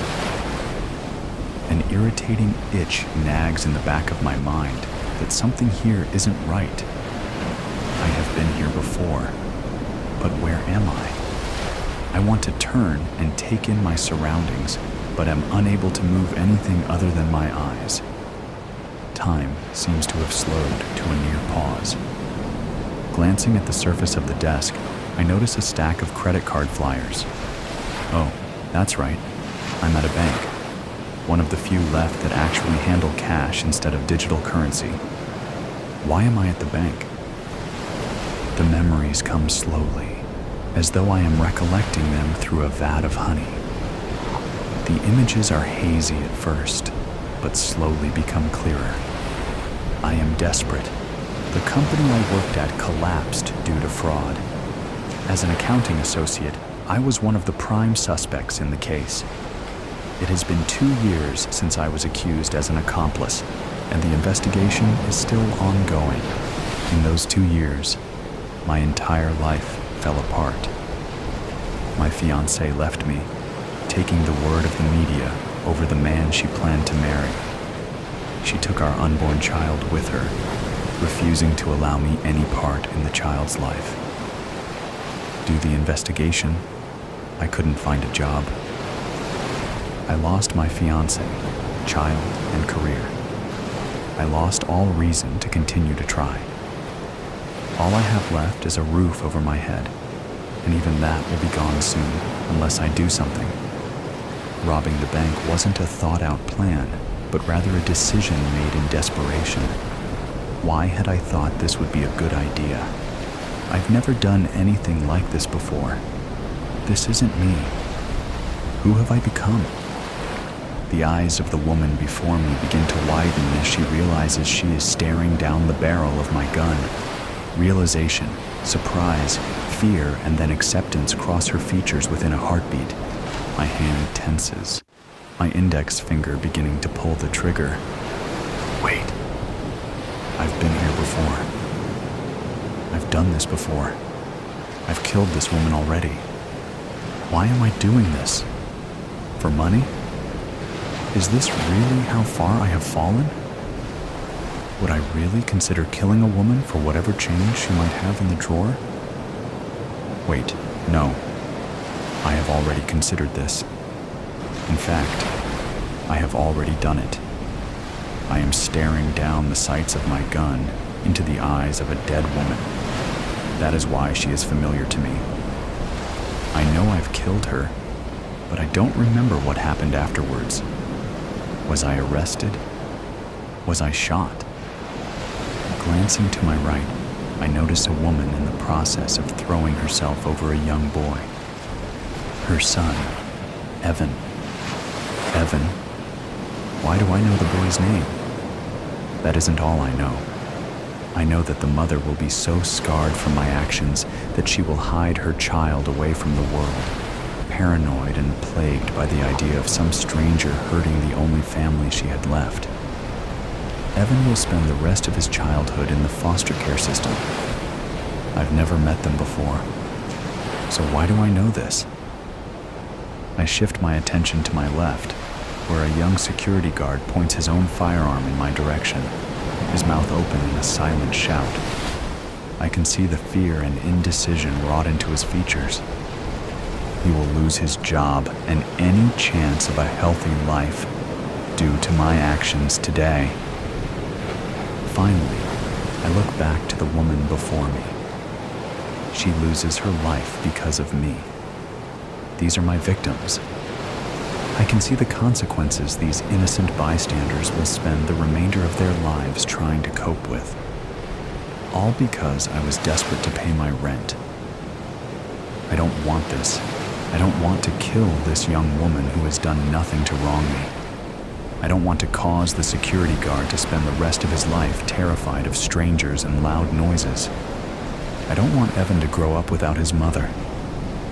My hand relaxes, and the gun soundlessly clatters to the ground before everything fades to black. Looking up from the report scrolling across his tablet, Jared smiled at his supervisor, Dr. Daniels, who had just entered the lab.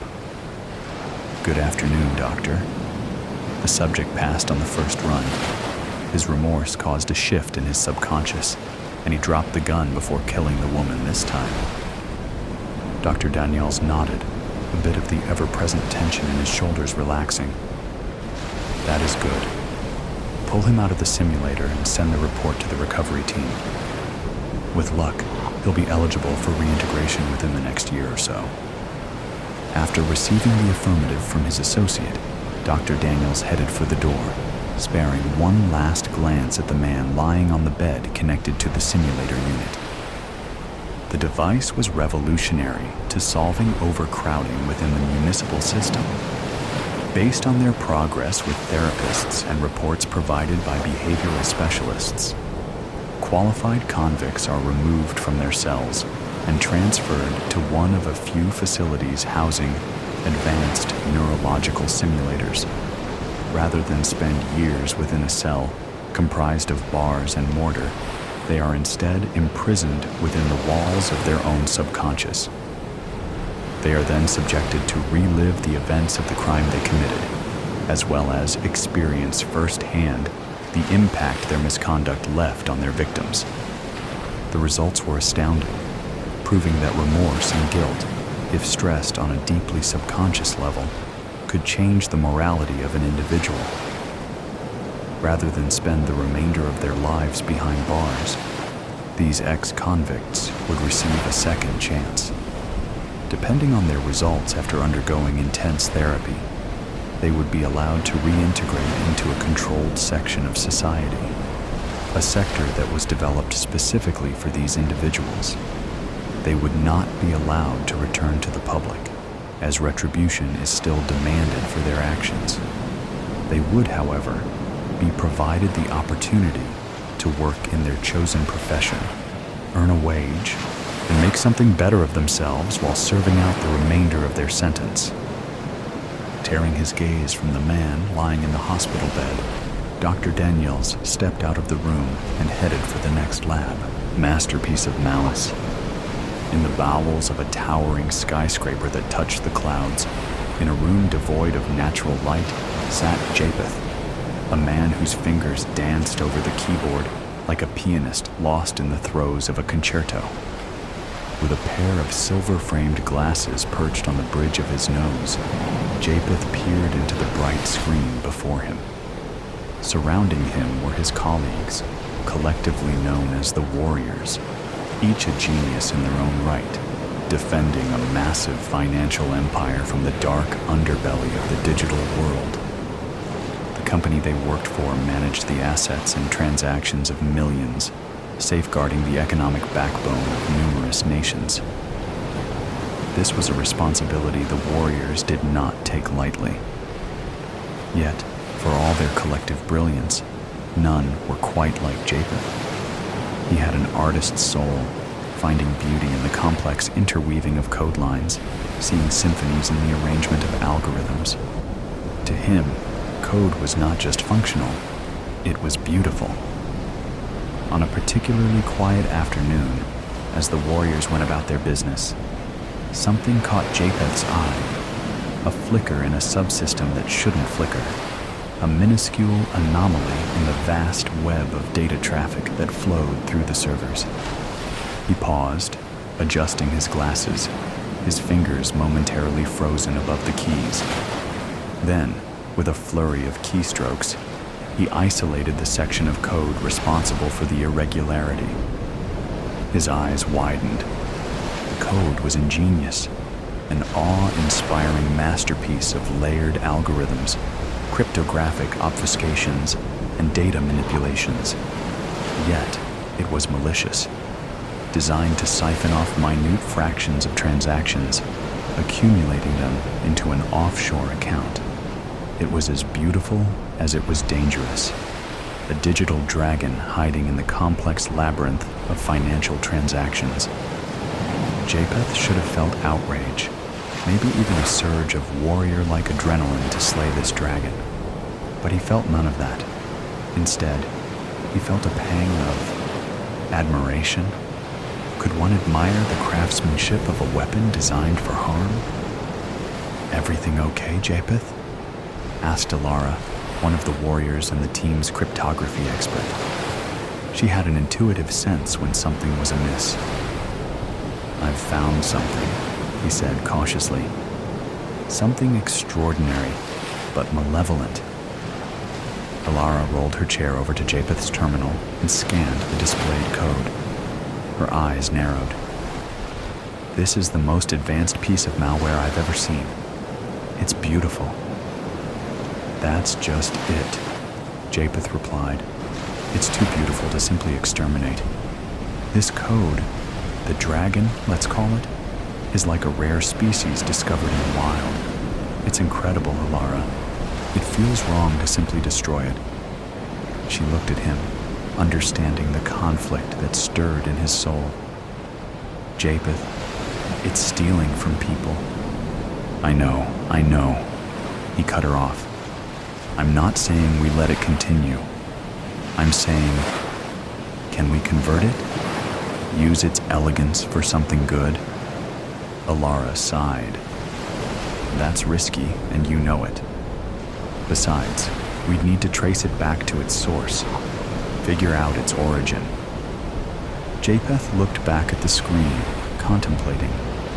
The dragon had probably accumulated a small fortune by now, sitting in an account somewhere, untouchable. In an odd way, the dragon was the epitome of the greed and avarice their financial institution sometimes perpetuated. Could they use it as a force for good? Suddenly, an idea dawned on him. What if they could repurpose the dragon to serve the public good while catching the original creator red-handed? What if they could turn this artwork of maliciousness into a masterpiece of justice? The dragon was a dilemma, a moral and aesthetic quandary. It was the epitome of what Japheth loved and loathed about his work. Beautiful code used for ugly deeds. He looked at Alara, resolve solidifying in his eyes. We have to try. If we don't, we're just as bad as the person who created it. She met his gaze and nodded. All right, let's cage the dragon and see if we can turn it into a guardian angel. As Japheth's fingers returned to the keyboard, he felt a renewed sense of purpose. He was a warrior, yes, but also a coder, an artist at heart. And artists don't destroy art, they transform it. He began the arduous process of dissecting the dragon, peeling back layers of code as if they were scales, seeking to understand its fiery breath and its majestic wings. As his fingers wove new commands into the old algorithms, Japheth felt as if he were part of something larger, a symphony of chaos and harmony, code and conscience. It was a delicate task, full of risks and unknowns. But if it worked, they would not only have thwarted one of the most sophisticated financial crimes in history, but they would have also transformed a weapon of greed into a tool of justice. The dragon's fate now lay in Japheth's hands, poised between destruction and redemption. And for the first time in a long while, he felt like a true warrior, armed not just with skill, but with the moral fiber that transformed mere code into something profoundly, deeply human. Japheth spent days in a complex dance with the dragon. His screen was a blur of recoded algorithms, tested and retested to ensure they did exactly what he intended. He had convinced the warriors and even upper management to allow him the time to train the dragon, to harness its code for something beneficial. With each keystroke, he refocused the dragon's intent, directing it to identify vulnerabilities within their own systems, gaps that other malicious entities could exploit. It would be a guardian angel, albeit one birthed from malevolent genius. Alara was beside him every step of the way, providing the cryptographic lock that would contain the dragon and ensure its transformed code could only be used for their defined purposes. Finally, after endless cups of coffee and sleepless nights, they had done it. The dragon was tamed, its complexity now a force for good, patrolling the data corridors and alerting them to the weakest links. It was the network's newfound guardian, designed to protect rather than plunder. Still, there was the matter of the dragon's creator. Despite their efforts to trace back the malware's steps, the person behind it remained elusive, a ghost in the machine. Funds that were diverted remained in limbo, untraceable and untouchable, hidden away through a complex web of cryptocurrency transactions and offshore accounts. Whoever had made this was not only skilled, but exceedingly careful. They left no trace, no signature, nothing that gave away their identity. "I can't believe we can't find him," Alara said, frustration lacing her words as they looked at the final report. The dragon was a piece of genius, but it's as if it sprang into existence out of nowhere. Japheth nodded, equally puzzled and annoyed. He wanted to meet the person who could conceive such a masterpiece, understand what drove them to use such brilliance for nefarious purposes. Some artists prefer anonymity, their work speaking for them, he mused. Yeah, but this is one artist who deserves to be behind bars, Alara added. Weeks passed, and the transformed dragon proved invaluable. It flagged 3 potential vulnerabilities within the first month, each of which could have led to catastrophic breaches. It was a win for the warriors, and yet a sense of incompleteness nagged at Japheth. Then one day, as he sifted through flagged data, he saw it. A message hidden deep within layers of encryption, appearing as an anomaly within an anomaly. It was the equivalent of a digital whisper, something so subtle it could easily be overlooked. But it wasn't overlooked, not by Japheth. The message read, "A dragon's nature is to be free. Yet, you've caged it, transformed it. Interesting. It's not often one finds a worthy opponent." Japheth felt a shiver run down his spine. The creator knew. He wanted to reply, to communicate with this enigmatic entity, but as quickly as the message had appeared, it was gone, swallowed up by the digital ether. A one-time anomaly that their systems could not trace. "He knows we changed it," Japheth said to Alara, recounting the discovery. "And he respects it in his own twisted way." "Or he's mocking us because we couldn't catch him," she countered. "Maybe it's both," Japheth mused. The dragon's creator remained elusive, but his creation now served a noble purpose. Japheth often wondered if they would ever cross paths again, in some future dance of code and intent. He took off his glasses, rubbing the bridge of his nose, pondering the complexities of human nature and the even more complex realm of ethical code. They had won a battle, but not the war.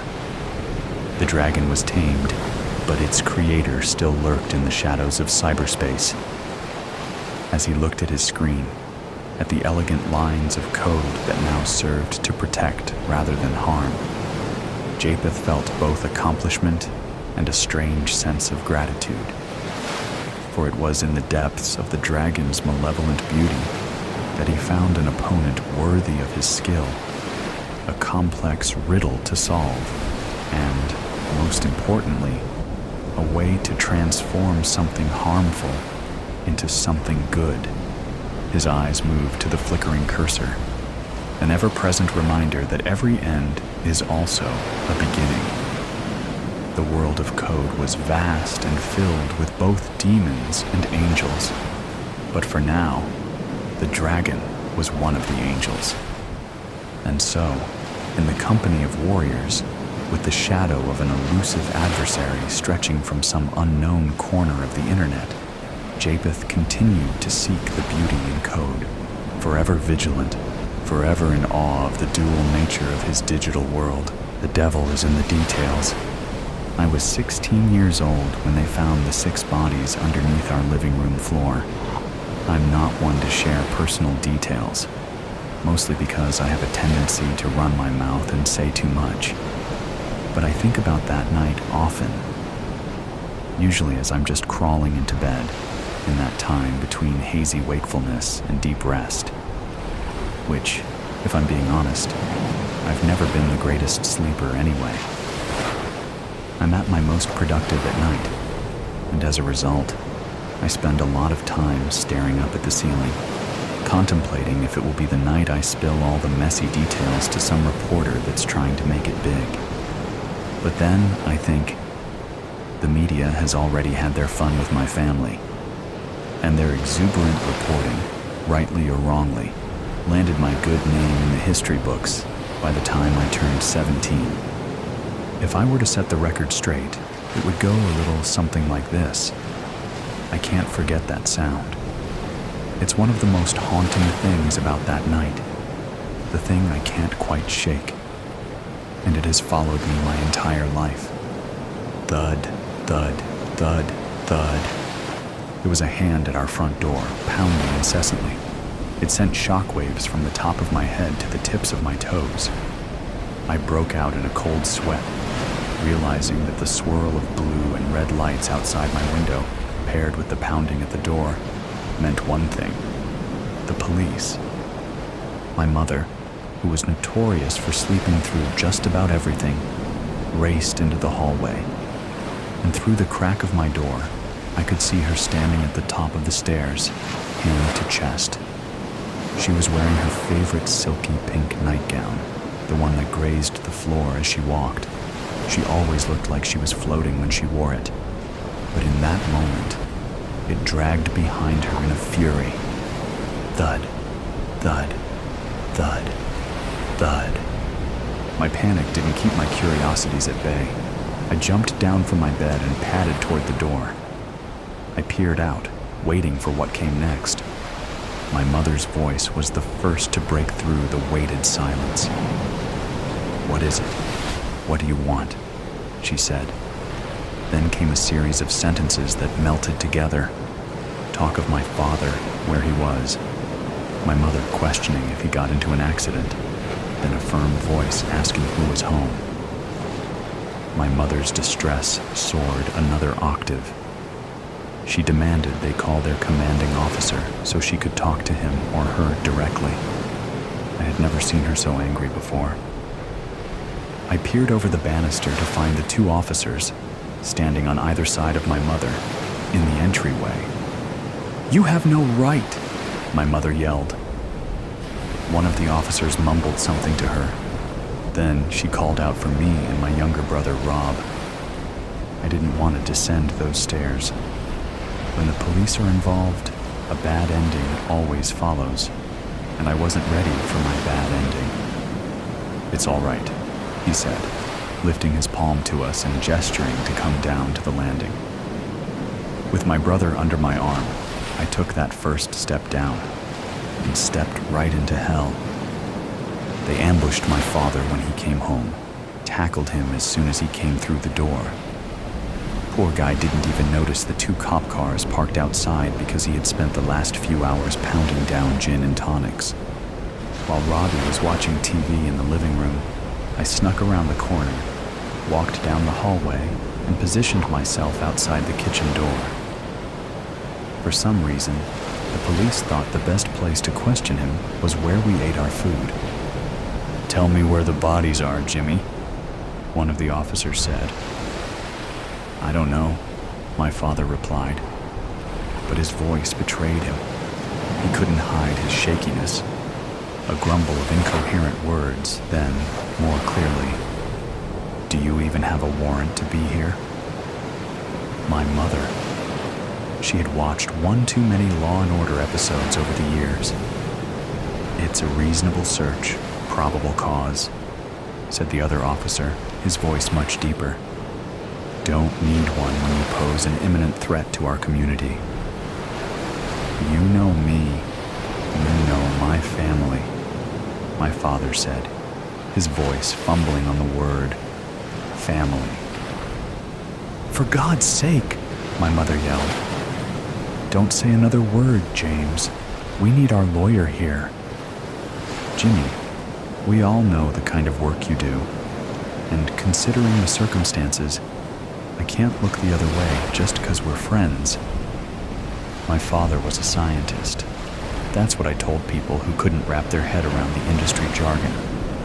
But to those who really knew him and his work at the university, he was an expert in forensic and human sciences, criminal forensics, if we are being precise. He spent his days teaching people about chemical compounds, cleaning and evaluating dead bodies, and the proper techniques to preserve evidence. He was a brilliant man and an extraordinary teacher. I would know. I'm his kid, and he taught me everything. But if anyone knew how to get rid of a body, it was him. In the last 12 months, 7 university students had gone missing, 4 of which were directly enrolled in his graduate forensic seminar. The same faces that flashed across the nightly news had been in our home. They spent time on our front porch. They tossed back a beer or wine while discussing local crime scenes. They ate at our dinner table, studied in the hammock hanging between 2 willow trees in our backyard. He was even seen chumming it up with students at happy hours.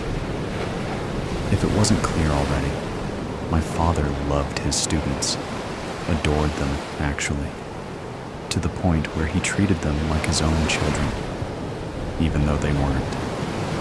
"Did you really think people wouldn't notice, Jimmy?" an officer asked. Everyone noticed, I thought. How could you not? "Tell us," they pleaded. "It's time," they said. "Where are they? We have to bring them home. You don't need to hold this secret anymore, Jimmy."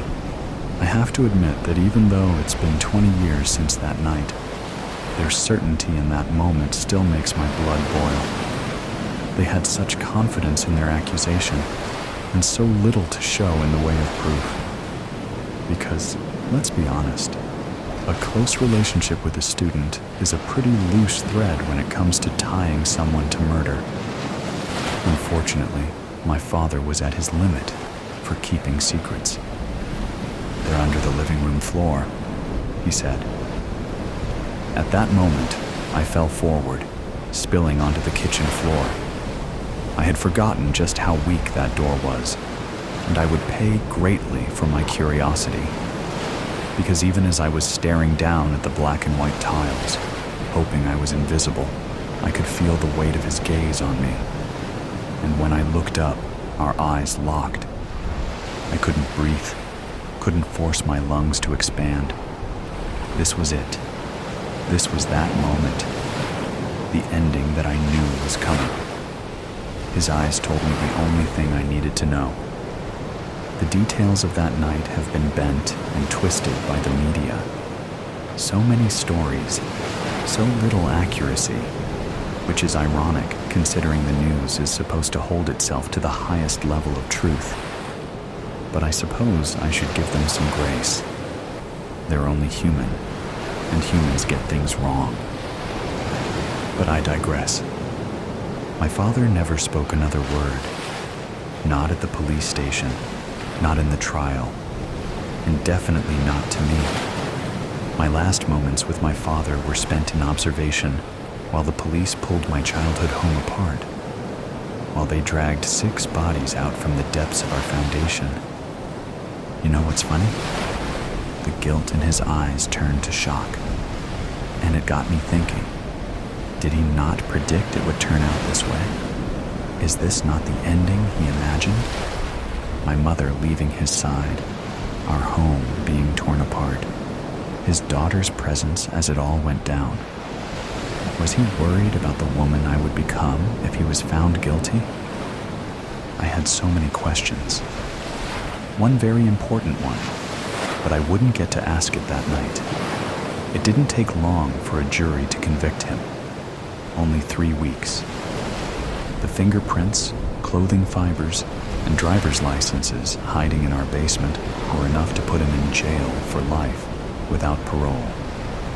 And the papers complained it was too easy, that my father was the sloppiest, yet most intelligent killer our town had seen. It was as if he wanted to get caught. One journalist said he was, and I quote, "the only educated, well-versed scientist with a knack for murder and childish mistakes. He wouldn't have been able to clean up spilled milk." Let's be clear, my father was no idiot. He was not childish or impulsive. He was kind, warm, and exacting. He was present for everything in my life, showing up to every parent-teacher conference, soccer game, and choir concert.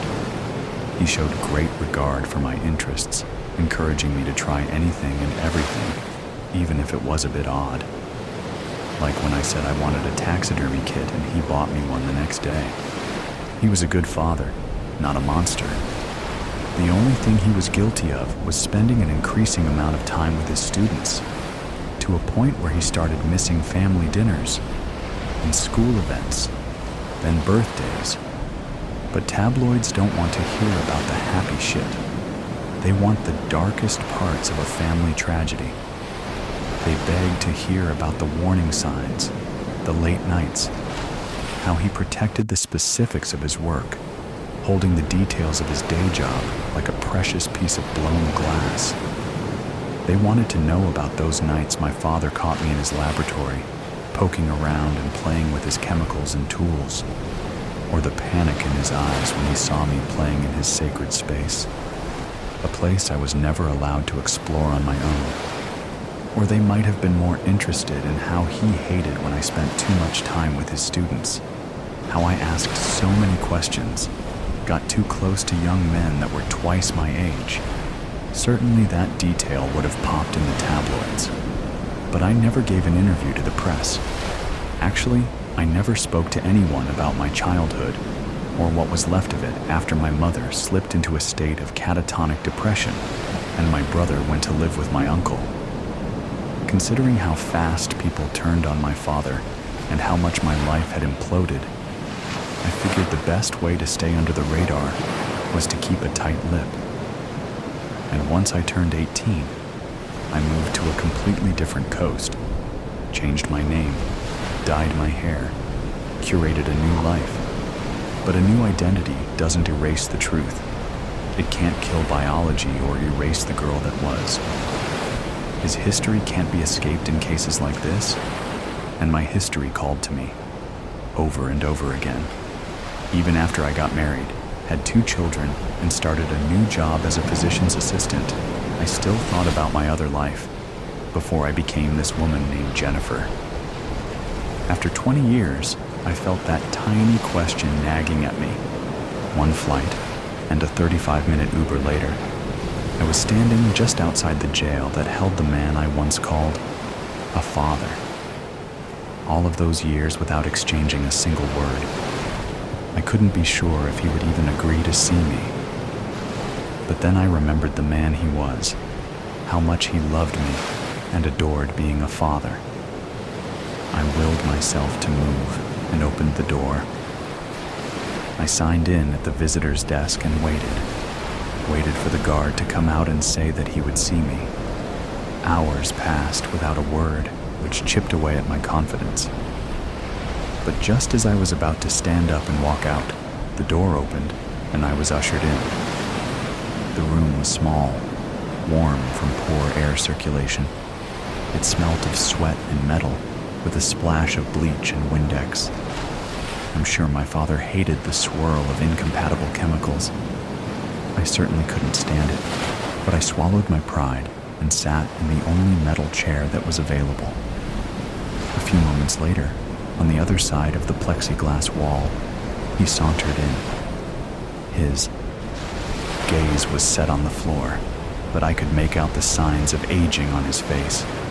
No doubt from stress and time spent around mildewy walls. I leaned forward, picked up the phone. I waited for him to do the same. And when he did, he finally looked at me.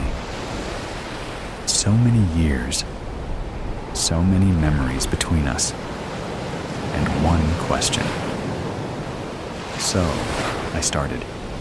Do you want to know where I hid the 7th body? The interstellar murder hobo, First Trooper Lundgren Morrissey. Constabulary grid. 7H6 of Earth's solar militia woke drowsily from what felt like a thick fog tinged green with a mild sense of nausea. He wasn't uncomfortable, but understood the night was over, and his hangover was coming, slowly creeping into his body from a distance. What did I do last night? I remember the girl Adrian sent, and drinking, so much drinking. He didn't feel much concern over his lack of memory. It wasn't his first blackout. Some memories always returned, and there was the footage to look forward to. He furrowed his brow as slowly growing behind his eyes, expanding over the top of his head. A headache made its presence known. It grew rapidly into a solid thump, forcing a hot gush of saliva flood his mouth, literally blushing his face with heat at the same time. Unable to control his own body, he rocked upwards to vomit, only to find himself restrained by the wrists above his head. With a viscous blub, the vomit tried to project, only to flop back into his mouth, down his chin, neck, and chest. This just induced another almighty heave, this time sensibly spilling it to his right. It pooled against his cheek. He slowly turned his face to the left in a lethargic bid to find reprieve. He took a moment to catch his breath and tried to open his eyes. The room was pitch black, and he questioned whether he had opened them at all. What did I let myself get into last night? He tried moving his legs and found them restrained as well. Ugh, enough of this. Hello, he croaked, his throat dry. The vomit had settled in the wells of his body weight, coating the back of his neck, sticking viscously to his right cheek and chin. He was getting annoyed that the girl had left him like this. He thrashed his whole body in a vain attempt to break out with brute force, to no avail. He just soiled himself even further. Just as he cleared his throat to shout, a stark light flashed on, and a steady, mature female voice spoke. Oh, for fuck's sake. It held no emotion. I guess we'll need to clean this up before we begin. You drank too much. My dosage off. Lundgren tried to get a look at her, squinting his eyes against the light, exacerbating his headache. She was small, no taller than 5 feet, and very slight. Definitely not the girl Adrian sent. He didn't recognize her at all, but only really cared to consider his odds. I have the advantage. I just need to wait. I am going to give you a paralytic I designed whilst doing a job on Io's Gravitech station. It works almost instantly, clears you up, suppresses your emotions, and has no nasty side effects. It requires a continuous dose though, so I'll add it to an IV. I'll restore some electrolytes while we're at it. He tried in vain to discern a tone in her voice. What do you mean by paralytic? His senses were returning to him, but only just. Did we, fuck or something? I am digging the bondage vibe and the aftercare, but I would like to be untied now. Oh, that's not a very good idea. At least not till you're fully paralyzed.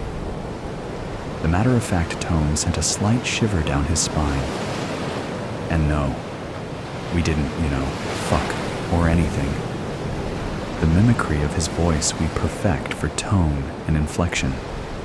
I need to clean you up, and to do that, I need to untie you.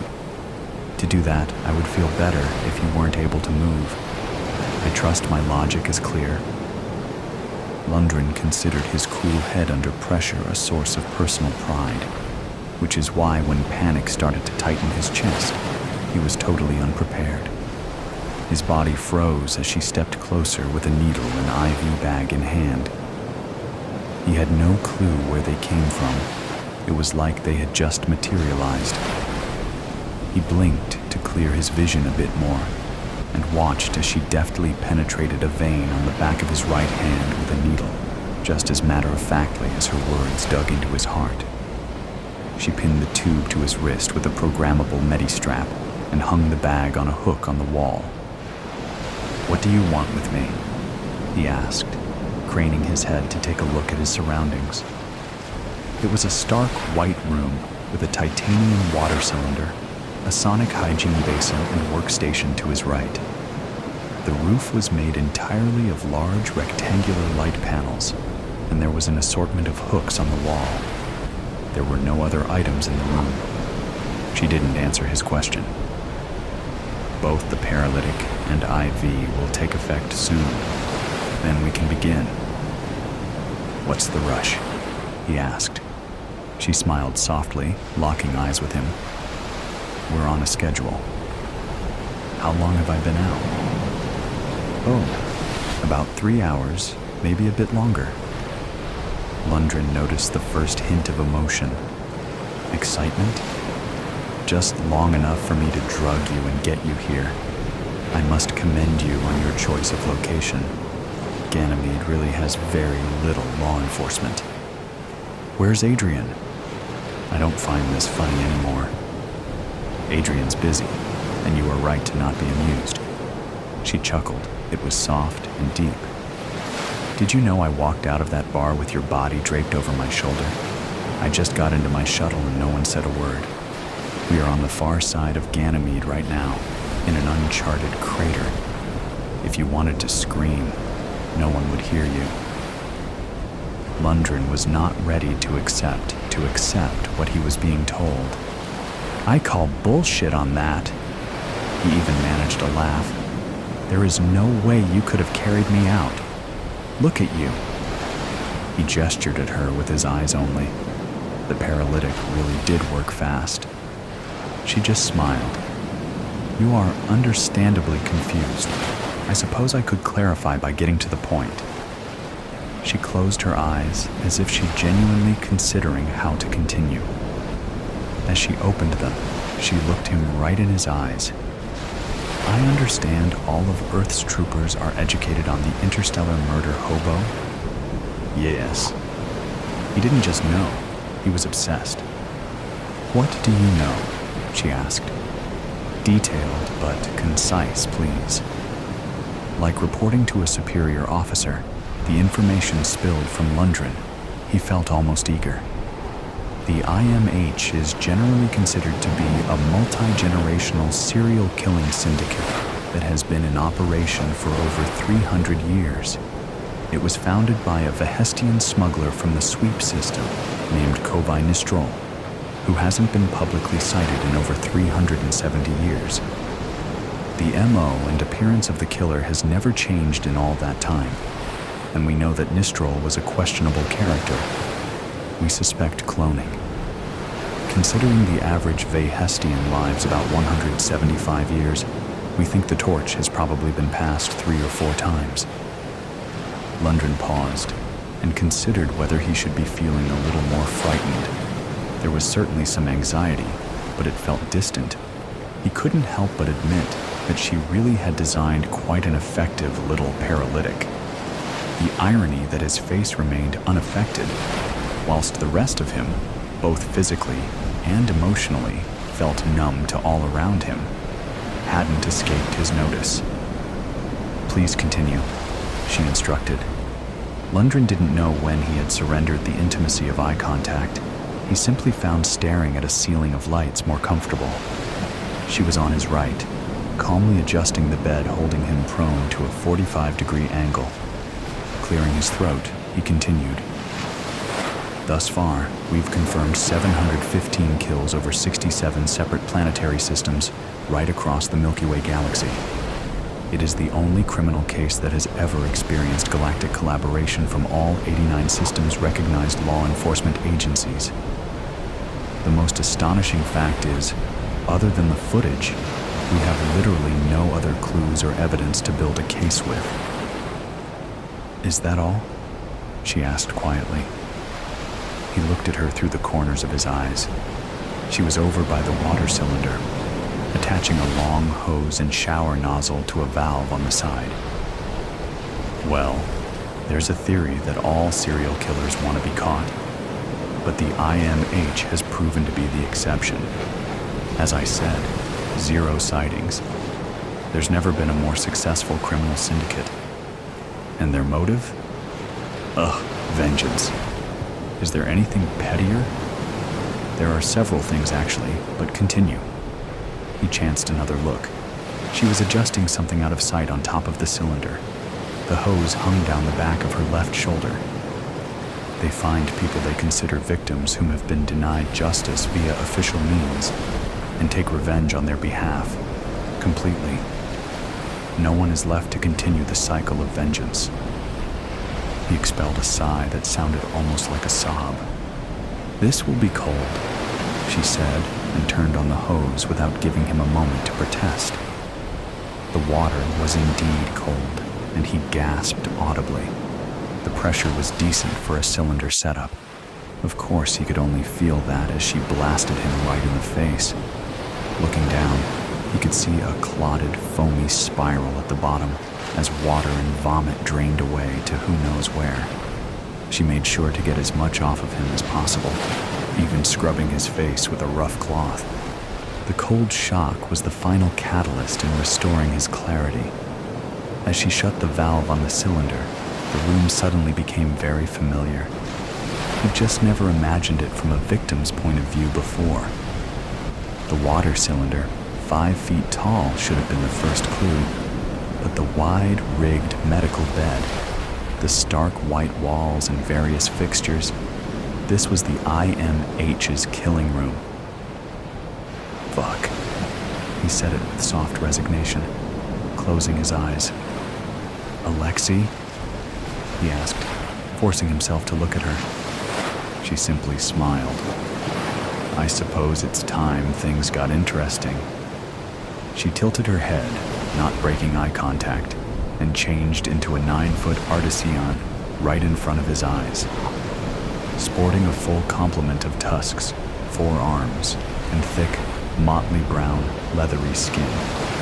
With 2 enormous hands, she grabbed him by the chest, and with another, she deftly undid the restraints that held his wrists. He couldn't feel them. He simply observed their lifeless flap in his periphery. Careful not to disturb the IV and needle, she gently rested him forward, cradling him in 2 of her 4 hands. Hanging as though over a horse's rump, with his face facing towards the metal floor, he noticed rivets. With a free hand, she flipped the valve back on, and he felt the cold water blasting the back of his head. She made sure to get every last scrap of mucus, alcohol, and tiny chunks of stomach lining from his hair. He heard the telltale pattering of water blasting plastic as she cleaned the bed. Once done, she pinned him back against it and quickly lowered him into a horizontal position. She morphed back into her previous form. She wasn't young, but he couldn't fathom any sort of age in her either. She was certainly beautiful. She proceeded to gently tie his wrists back up above his head.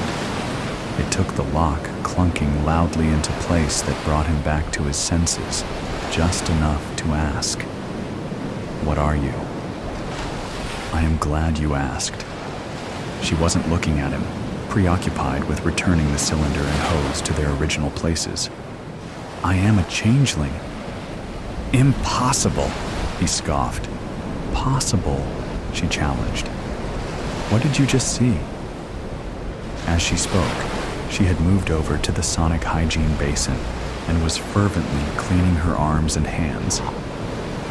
The changelings from the Alpha Centauri system were all exterminated nearly 400 years ago. It was the only mass-sanctioned genocide, with a full vote from 89 out of 90 planetary systems. A vote held without our system, within which we lived peacefully among 3 other sentient spacefaring species. Most of them died with us, did you know? Only the fractions off-planet were spared. They are still trying to rebuild. Except for the changelings, who were all confirmed as being on-planet within the Alpha Centauri system at the time. How did you survive? I had been abducted by a Hestian smuggler from the sweep system prior to your destruction of our system. I must have been given up for dead when I didn't return during the summons. She closed her eyes briefly with a pause, then continued. I certainly felt the yearning to return. It was incredibly painful. To be called home on such an instinctive level, to then be unable to return due to my unlawful confinement. She took another pause, but made firm eye contact, compelling him to remain silent. It nearly killed me, and it should have. With the destruction of my homeworld, the cosmic link compelling us to return each Centauri century was severed. As such, I survived. Is that why you kill? It's just personal vengeance all along? He felt comfort in the scorn he was able to insert in his tone. She laughed softly. No, it's not even why I started killing. That honor rests with the smuggler who repeatedly raped me every night for 12 years, which was how long it took me to build immunity to his variety of custom sedatives, by the way. He was guilty of other crimes, but I digress. I slowly tortured him to death, probably 9 years after being severed from the link. Why do you kill then? He asked as she removed the Medi-strap and IV with ease, stowing it out of sight. The effects of the paralytic will wear off quickly. She continued without a pause. I kill because 5 years after I escaped my confinement, I found someone else denied justice, someone too pure and injured to take vengeance for themselves. I cared for him very much. That was over 367 years ago. The Vehestian smuggler, you use his face for all your killings, don't you? The fear welling in his chest felt like an ocean tide. There's no syndicate either. It's just been you all along? I do, and yes. She permitted a small pause to let that sink in then. I think it's time we got on with it. She walked over to the back wall and pressed gently against it. A small, previously imperceptible cabinet opened up. Inside was a camera link-up, a large red sledgehammer, and an assortment of torturing tools. She morphed into the Vehestian smuggler, now standing 6 feet tall. She pressed a small button on the side of the camera to start recording, sending the footage out to the whole system. Live. Do you understand why you are here? The smuggler's voice was deep, smooth, and seductive. He knew, and he saw now further point in wasting time. He was resigning himself to his fate. He knew his options, and opted for complete honesty. I shouldn't have won my case today. Correct, she affirmed. And do you recognize this? She held up a small rectangular drive, fitted with an illegal isolation port so the data contained cannot be detected, even when plugged into one of Earth's collection servers, which was basically all of them. Lundgren recognized it on an almost intimate level. Seeing it in her hands was like a violation. It's my diary, he replied, looking straight ahead of him. I suppose you want the encryption key? No, I'm good. I just wanted you and every single one of your accomplices to know I had this. You've all been very busy, with quite a variety of things. The paralytic had worn off completely, and Lundgren was very much aware of his body. The pain, discomfort, fear, and anxiety enveloped him like a landslide. He couldn't stop the tears singing his eyes, nor the sobbing noises of hyperventilation as panic consumed him. With a mighty crack, fire exploded across his left cheek. She had hit him hard. First Trooper Lundgren Morrissey, Constabulary Grid 7H6 of Earth's Solar Militia. You have 2 choices. She never once looked at the camera. Her focus was on him and the task ahead. She continued, you can confess, and I'll make it quick, or you can deny your crimes and face torture. First Trooper Morrissey, what do you choose? My case, he stuttered. Rutger V. Morrissey. I am guilty of the crime he accused me of. He confesses. He could hear the smile in her voice. What crime was that? What was it that 14-year-old Alexei Rutgar accused you of? I responded to a report of domestic abuse and neglect from a concerned neighbor. When I arrived on scene, Alexei had already been alone for 3 days, with neither food and nor money. His father was dead, and his mother appeared to have run off with another lover. He swallowed, not wanting to continue. You know how this works. Speak, or I will make you. I raped him, okay? he blurted out. And then we covered it up, like we always do. Correct, she said. Lundgren knew what was coming and started hyperventilating again. He didn't have to look. Lundgren Morrissey, by your own account, she said, holding the drive aloft. You have raped or somehow sexually assaulted over 37 people, 28 of them minors, the youngest of which was only 6. You will be the first of many, and you will watch it coming. Lundgren knew not to close his eyes for fear of having his eyelids torn off. The very last thing he saw before it all went dark was the rapidly descending head of an enormous red sledgehammer as it slammed into his face. Neptune's lair. When I met her, word on the street was that Esme was beyond help. Her friends called her crazy and borderline. By the religiously inclined of former times, she might have been thought of as demon-possessed. During drunken fits, she'd get into fistfights or threaten to throw herself from freeway overpasses. She walked a thin line and repeatedly upset rumors of her demise, taking immense pride in being what she called stronger than dirt. She had a breathalyzer in her car. 2 years ago, she'd overturned her Hyundai in an incident where she was discovered to be 3 times over the legal blood alcohol limit. She made financial ends meet by renting her body out for clinical trials, hoping the entire time that she'd taken placebos instead of the experimental medications upstart pharmaceutical companies produced for everything from bipolar disorder to angina. There were times she'd come home from one of these lab rat money runs with side effects, bad ones, but they'd eventually subside and she'd make jokes about how at least she hadn't become the victim of sudden death syndrome. That Esme, tougher than dirt, as resilient as rubber. Even though she smoked all my stuff, drank all my wine, and frequently resorted to flings with Little Dicky, a former boyfriend I suspected provided her with something I couldn't, I felt something for her. I made what I called minimum rage, flipping beef patties and assembling burgers at a late-night boardwalk diner called Cracker Jack's. Before the week was up, with Esme's and my drug debts, I'd be begging tourists for change to buy spare cigarettes. For a while, we resided in a tent on the rooftop of a building where Desmond Tutu Phillips, a friend since freshman year in high school, was the apartment building manager. Desmond risked losing his job for giving Esme and me a key to the restricted access rooftop. Despite our unconventional ways, he had the patience of Jesus with us.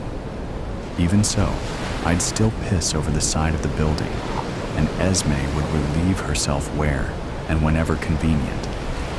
When we got too grungy, we'd take care of our hygiene needs at the showers meant for beachgoers.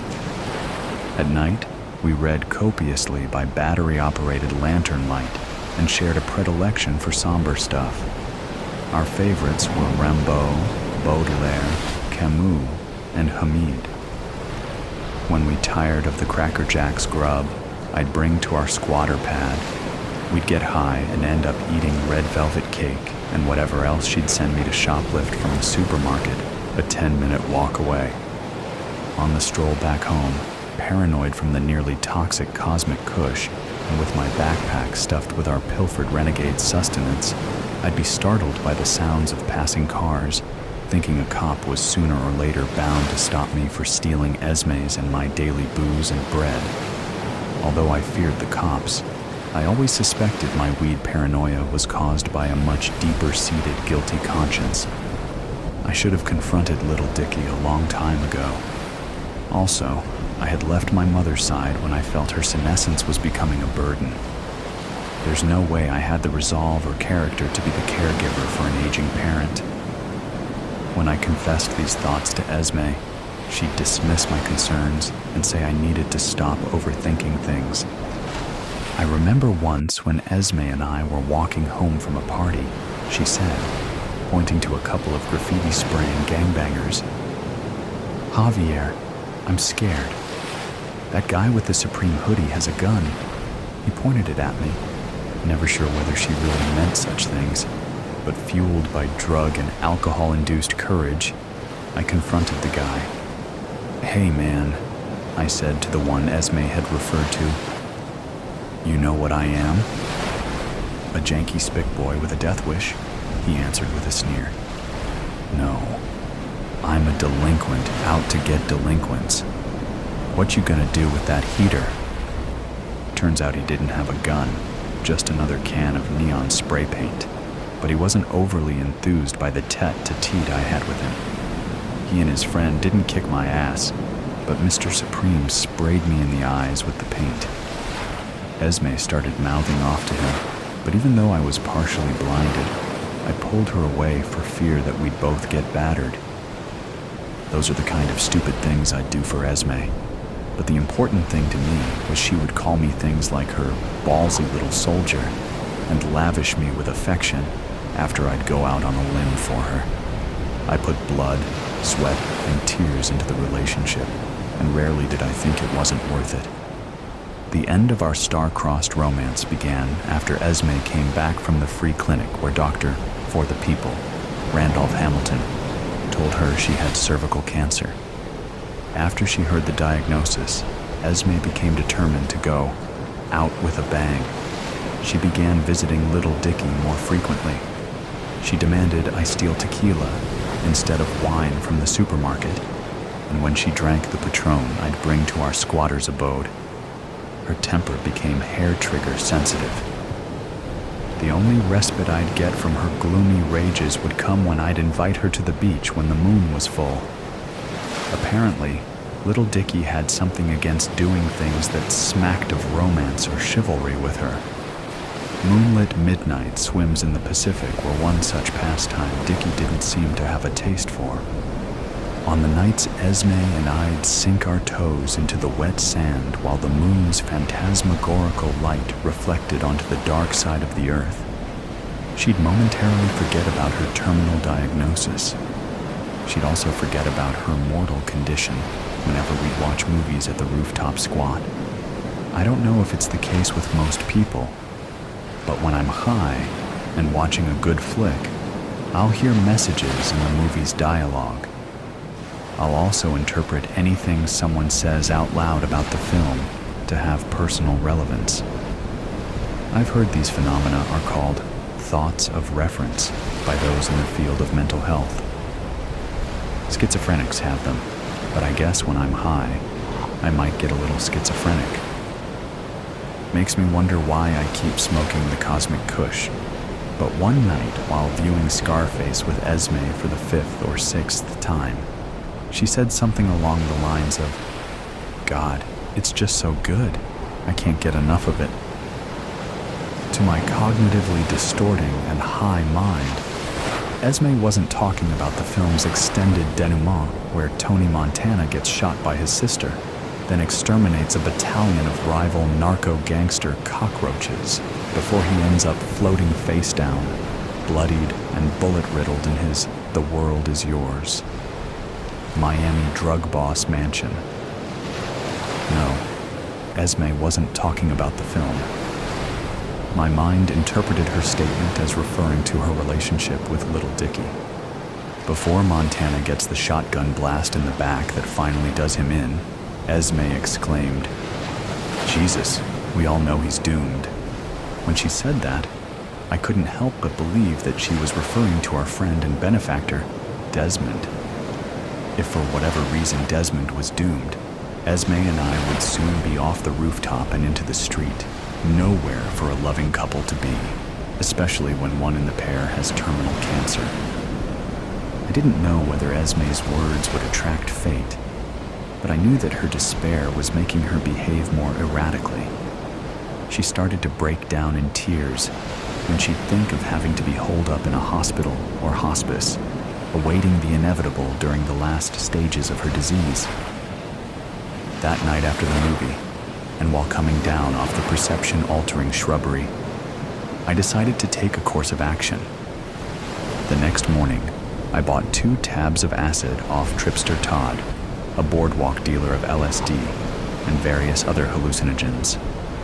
I told Esme that we'd go for a swim at the beach after I got off my shift at midnight. We walked to the beach at close to 2 a.m. On the way there, I picked a purple flower, whose name I didn't know, from a garden in front of a well-tended house. As we walked, I put the flower in Esme's hair. The moonless night sky's inkiness was blinding. The tide was low, and we had to walk a good distance to the water. There was no one on that portion of the beach except for us. As she dipped down into the waters ahead of me, Esme expressed her gratefulness for not having any open wounds, given that a recent outbreak of carnivorous bacteria made coastal immersions risky for bathers thusly exposed. Before going waist-deep into the water, I surreptitiously took the 2 tabs of LSD I'd bought from Tripster. After letting the acid dissolve, I gave Esme a prolonged French kiss. In little time, my vision, swayed by the acid, started playing tricks on me. Although there was virtually no light on the beach, my eyes summoned a warm, radiant glow in the heavens above. "Jav, I feel funny," said Esme. I splashed her with water and told her that she was okay, that everything was going to be okay. I knew what I had to do. I played out a dialogue in my mind where I said, "You need to confess," and asked her why she was always going to see little Dickie. In my mind, she responded, "My lips are sealed." "That's exactly what they aren't," my courageous imagination told her. We were up to our solar plexuses in the ocean. I took hold of her shoulders and dunked her beneath. She came up, laughed, then, giddy from the acid, childishly said, "Jav, I'm going to die." I said, "No, you're not, love. You're going to live forever. Remember, Esmeralda Lucero is tougher than dirt." I repeated the dunking gesture, this time less playfully, taking a fraction of a second longer than Esme deemed comfortable for her to be under the tide. The third time I dunked her was even more forceful. She struggled in my grip under the water. I crossed a threshold. She freed herself from my hold, surfaced, then said, "What do you think you're doing?" More in the form of an exclamation than a question. I smiled. The white of my teeth infuriated Esme more. "It's not funny, you hijo de puta. Why do I feel like I'm tripping?" She screamed before trying to dig her nails into my eyes. The time had arrived. I knew the cure. I put her neck into a vice-like hold in the crook of my right elbow and dunked her under the dark waters again. Her arms flailed about. She tried to kick, she writhed, but I held fast. I could hear her submerged cries, but they were muffled and accompanied by an up-bubbling of exasperated air. Her writhing gradually slowed down until she managed a last, weak exhalation and final spasm, and then yielded her spirit to the Pacific Ocean. I left her body floating where I had drowned it. Even though no one had heard or seen what transpired, I was still tripping on the acid, and the walk back to Desmond's apartment building was haunted by bogeymen and illusionary images of people pointing fingers and whispering accusations. I climbed the stairs to the rooftop where my unhoused person's hovel was located, lit a cigarette, and was overcome by an urge to write a song. I took out my notebook and a pen and started scribbling. Moonless night, world's delight, me, you drowning, out of sight, we fear most. Give up the ghost, but before we do, let's make a toast on our tongues, still feeling young, summer moon, and avoid the sun. We'll be scared, 'cause we've dared. Court Pluto, in Neptune's lair. I put the pen down, satisfied with the verses, and thought of the poor and beaten down, of the fact that we are all victims to the onslaught of implacable and incorrigible time. I thought of what could have been, and of what now would never be between Esme and me. After another cigarette, I laid on my rooftop sleeping bag, unable to forgive myself, despite my best intentions, for the simple thing, the merciful thing I'd done. Before I knew it, I had cried myself to a still and unrepentant slumber, the sleep of both the wolf and the lamb, of the innocently voracious and the imperfectly innocent.